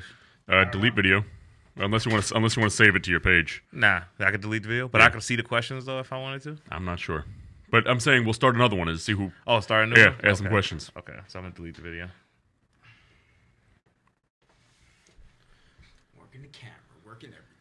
It's all good. We out here, and then we got a couple. I know I got a couple questions on my page. Yeah, I got a few. Yeah. For, And I did, and I have some questions too. Like I did Sure, a story yeah, too. There you go. Just buzz through them. It helps. Yeah, a lot of mine already answered. But while you're going through that, one question I got. All right, so you just want to start a new live, you said, right? Yeah, start a new live, and then let's get some questions on there. Okay. Bada bing, bada boom. Bada bing, bada booyah. You like my little Goku though? My ultra instinct Goku. There you go. And I got my blue on the I other see side. that Ultra Instinct. It looks hot. Yeah, right. Yeah. The Roshi on the side. That Venom is badass. Right. Right. The Venom Thanos. Yeah. Oh, that's All my right. shit right there. We got some live people coming in. All right. So right now we're taking in some questions. So if any of you guys on live have any questions, feel free to answer. Shoot them on over. We'll try to glance over and touch upon them while we sit here and we quiz the man himself, the bull. That's right. Yep. That's right. That was actually I don't want. I know you said you had a question for him, but I Yeah, want to ask shoot. real quick. I had people ask me where did the bull come from? That came from when I used to play basketball. Oh. Because when I used Oh, really? to, I thought it was Wasn't gonna be expecting a bull for that one. I thought it was gonna be something in his back. no, because when I used to play basketball, I was like a real aggressive type of player, almost like a Dennis Rodman type of, because I was about the rebounds. Like I couldn't really like dribble like that. I couldn't really shoot. I could score sometimes, but my forte was rebounding. So so the way I would kind of like bully my way to to the board. People like somebody one day said, "Yo, you're like a bull, man," and then that name kind of just stuck with me. Yeah, exactly. So it's There like you go. the bull, and then and this was like, and the reason why it's like because this was also like around the time when I think that show Making the Band was coming out. It was out with Puff Daddy, Okay. and it was Dub and DA. So like people was always Bull. saying Dub, Yeah, so there you Dub go. Bull. Yeah, that's cool, man. Yeah, And then it exactly. sticks. I love it. I love hearing where nicknames come from. Yeah. Man. It's always interesting. Yeah, or so hell yeah. That's right. I thought it was gonna be like because you look like the Belgian Blue Bull from that documentary, Faster, Stronger. What was that documentary? They showed Bigger, stronger, faster. Stronger, Faster. You ever see the Belgian Blue Bulls? No. Oh my God, you gotta see these things. But I did see that documentary. I don't remember seeing the, the gen- Yeah. the Saw it a couple genetically times. modified Belgian Blue Bull. If you guys have any questions on live, you type them in there. Bruh. Those are the genetically yes. modified You know what? cows Yes, I do Oh, remember yeah. that. with all the muscle Oh mass. my That's where I God. thought it was from. Yeah. I do George, want what to see are you that. doing to the Well, field, bro? Well, that's what it turned into. Oh my God. You can imagine. Let me pull these up real quick. Yeah. So I had a question. It was somebody wants to know how you kept your waist smaller as you kept to grow and grow and grow. I see. That's an interesting question. See, the way I kept my waist smaller is it basically was in the diet really.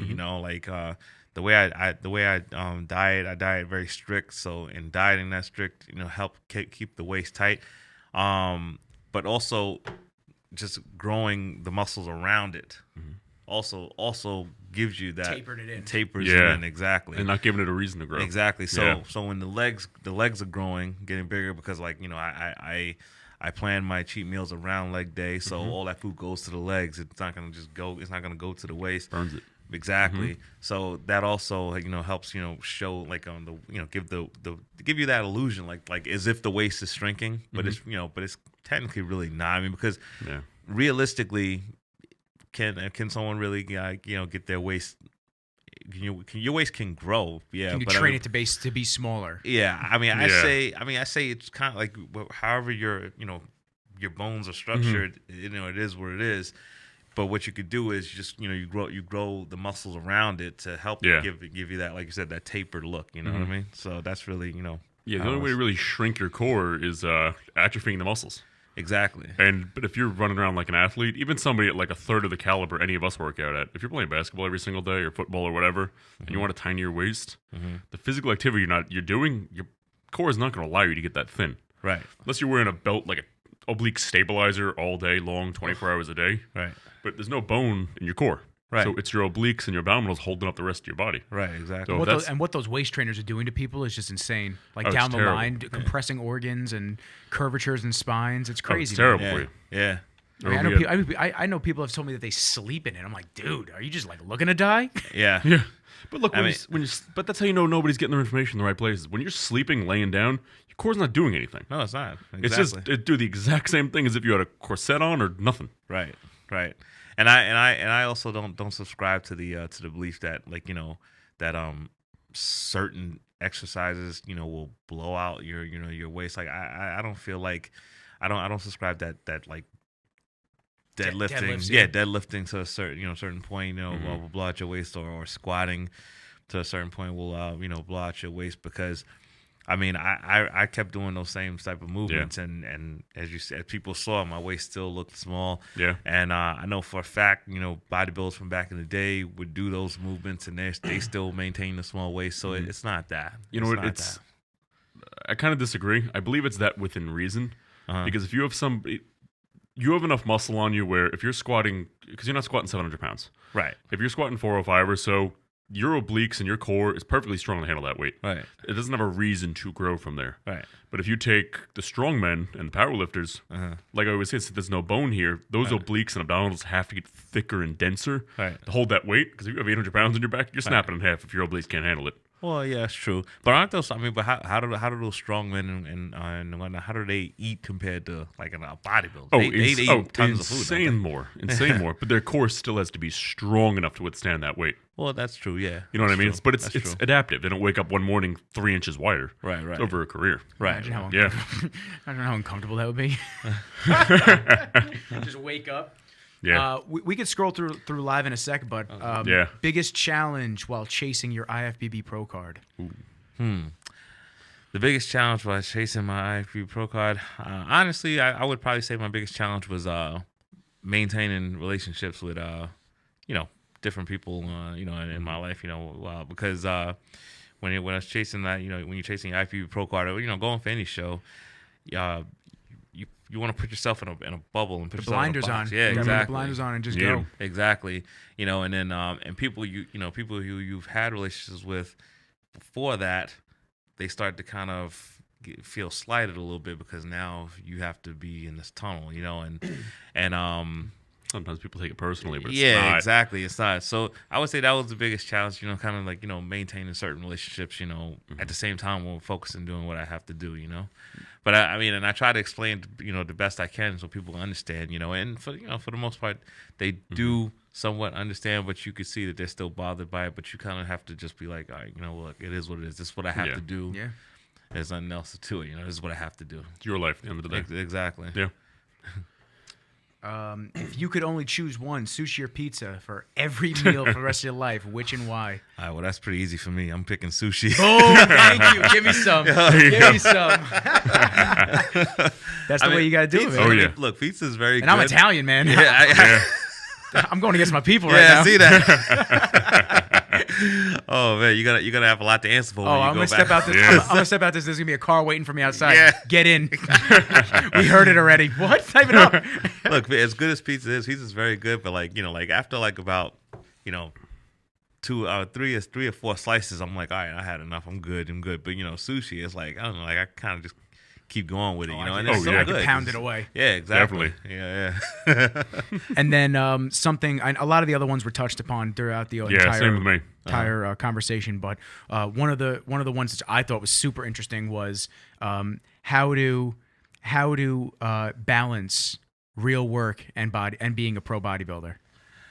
Well, that's a very interesting question. Because you do have a main job. I do, absolutely.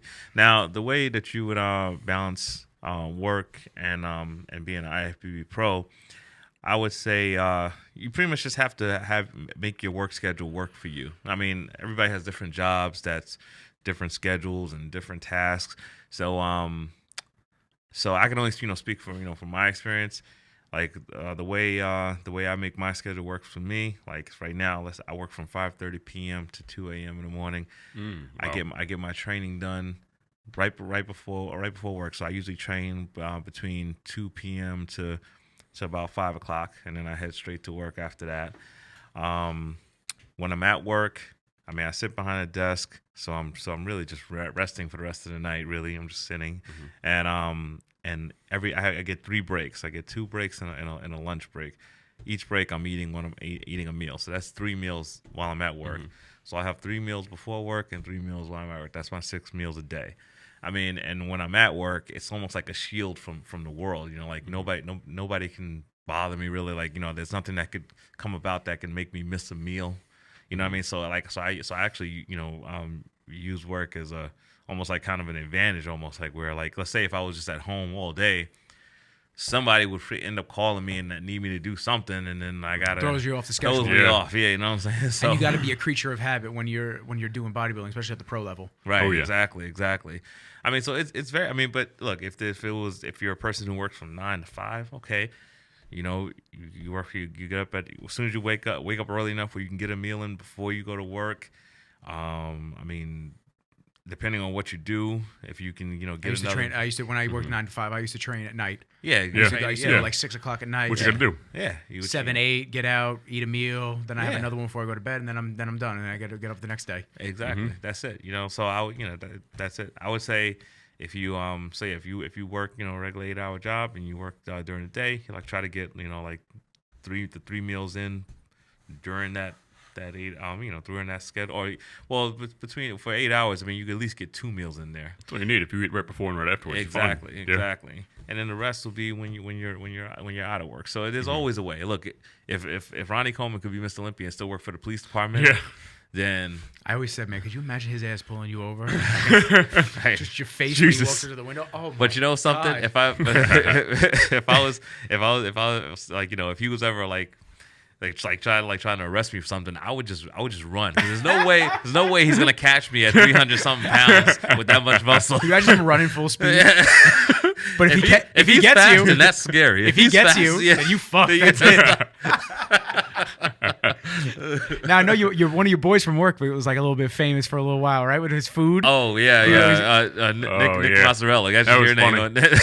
Yeah, you just cracked me up. I've been putting him back on my stories lately too. You know, but yeah, he because before he would used to buy these bags and bags of Whole Foods, you know, different things from Whole Foods and just random stuff that wouldn't even go together. You know, he just be, you know, like pizza and sushi and candy. He's my kind of guy. Yeah, Sounds kind of nice. You know, all this different stuff. He's stealing my idea, rolling up pancakes and everything. Yeah, exactly. Yeah, but you know, I would always, you know, mess with him like that, just, you know, even off camera. But just one day, I just was playing around and I said, I'm gonna put him on, you know, my put story. him on blast. Yeah, and then when I did that, people just started freaking loving those things. You know, I'm like, different wow, and people, fun. Yeah, exactly. Yeah. So I was like, all right, well, it's cool. We'll just keep doing this because people actually find it funny. So yeah, I've been doing that for a little while, and I've been putting them back up there. It was a point where I stopped doing it because when I'm in prep and I'm low on energy, I don't have the energy to you know be that personality. Yeah, but you know now I got my energy back, so I start putting them back on my story. It's funny stuff. People said they like die laughing at it. So it's they're great. Good. They're like good. I said, it's nice to have something different. It's not the same bullshit over and over again. So I want to see if I can get a hold of him outside of work and maybe do like a YouTube video. Oh, you have something. to. Yeah, you have to. just eating championship between you two. Yeah. I bumped up to 212, so now I'm in his division. Exactly. That's it. Exactly. So now going into next year, this could sound stupid. I want to make sure I'm correct because you're qualified for the Olympia. Right. Are you qualified for a different division? Well, actually, even if I was staying in Classic, I would have to requalify because they changed rules now. Really? Yeah. So now only the first place winner of the Olympia is the person who requalifies automatically. Wow, that's huge. Yeah, exactly. Holy shit. Sucks. So we'll see. Which kind of like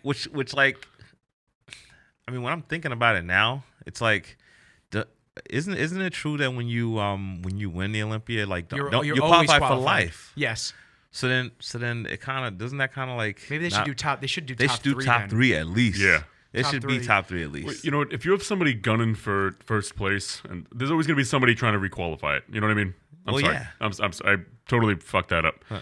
The guy who wins is always going to try to hold their place. Well, yeah. But for somebody to overtake that throne, they need a proper offseason. 2 shows isn't going to give them the peak physique that one show is going to do for them. I mean, depending on the person, yeah, that's true. Yeah, that's true. You know, but yeah, but I would also think it should be like a perk if you were good enough to be top 3 in the world, like that should be one of the perks of achieving that. Like, you know, okay, you get to just, you know, automatically requalify for the show and do it again. You know, but I mean, I don't know. I don't know if it's, you know, because they want to see more guys in these shows. Yeah, that's probably why they probably got tired of all the top talent waiting out it out. for that one show a year, which to a degree, as a business standpoint, I understand what they're doing, but at the same time, it's like, well, you're asking these guys to do 150%, go all out for this, and now they have to break it down in 2 shows if they didn't get first. Right. So I understand both sides of the spectrum. Right. But since I'm switching from classic, I would have to requalify for the Olympia in 212. Okay. Yeah. So, are you guys keeping the show under wraps? kind of. That's cool. Keep it under wraps. Yeah, don't say anything. Yeah, I like that. I like that better. Well, you fly in like a stealth bomber, and all of a sudden, you're gonna nudge me at bed. You're like, oh, I'm a week out. What? I thought you always stayed ready, but now it's real. Exactly. So that's it, man. So I want you to give yourself a plug. Tell people where they can follow the journey. Sure, absolutely. All right, so you guys, everybody can always follow me at my Instagram, which is at GeorgeP_DaBull. That's DABULL. Facebook, I'm IFBB Pro George Peterson. Also, I want to let everybody know that because a lot of people have been asking me to do this, and I haven't, because I wanted to make sure I had enough time to do it, and now I have more time to actually do so. So I've started online coaching. Oh, nice. Yep. And so and people can reach out to me for online coaching at my website that's now up. It's thebullcoaching.com. Hey, there you go. Yep. Or you could shoot me an email at thebullllc@gmail.com. There you go, man. Good for you, Good bro. Yeah, yep. And I also I have my YouTube channel that I'm working on now is just my name, George Peterson. I'm gonna be getting more content on there as time goes on. But I have a few good the episodes that I worked with video guy. His name is Ricky the Lass. Homie. Yep, Ricky Lass. New England Media Muscle. I love Ricky. That's right. Ricky's That's the right. homie. That's right. So hell yeah, man. So so that's where all my platforms that you could find me. Cool. And now we have a giveaway for you guys. Oh yeah. We're doing a giveeway for the people listening. Yeah. Oh yeah, not Redcon. That's It's not exciting. Redcon. I wish it was Redcon. Redcon. I wish it was Redcon. We're gonna do one of the Tame the Beast products. We're gonna decide which one. But Tame the Beast was nice enough to give us a stack of products, and we haven't had really a full episode. We did just John and I a couple weeks ago, and then I was sick last week, so we had to take a week off. But we were kind of deciding the best way to do the actual giveaway and how we wanted to do it. So we're probably going to do we'll make a separate post and share it. We're probably going to do you follow them, follow the account, and tag 2 or 3 friends in the comments, and we'll randomly select you and a friend to win one of their products. So they gave us about 8 products, 7 products. I'll send you a picture of what we got, and then you pick. Yeah. Yeah, You that pick. works. But, Awesome. But I don't know if you know what Tame the Beast is. Tame the Beast is they make nut butter, not peanut butter. Really? different Nut kind of butter. nuts. Exactly what you think. Grab it. I gotta see this. Grab it. Yeah. Oh, not. Like you didn't know. Wait, does this go where I think it goes? Right into jam, son. Are you serious?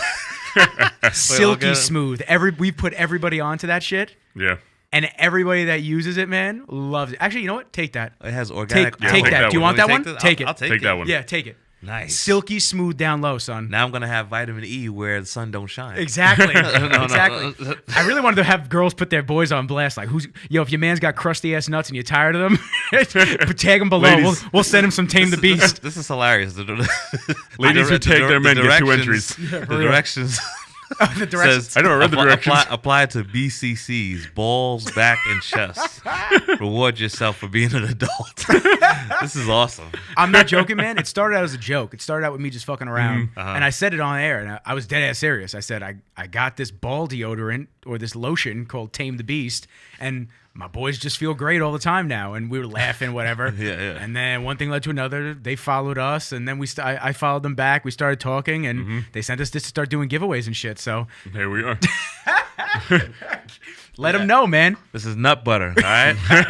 We ain't talking nuts and more. Exactly. So you enjoy that, and Yeah. you let me know how the boys are doing later on. Thank you. I plan on becoming a beast later tonight. There you go.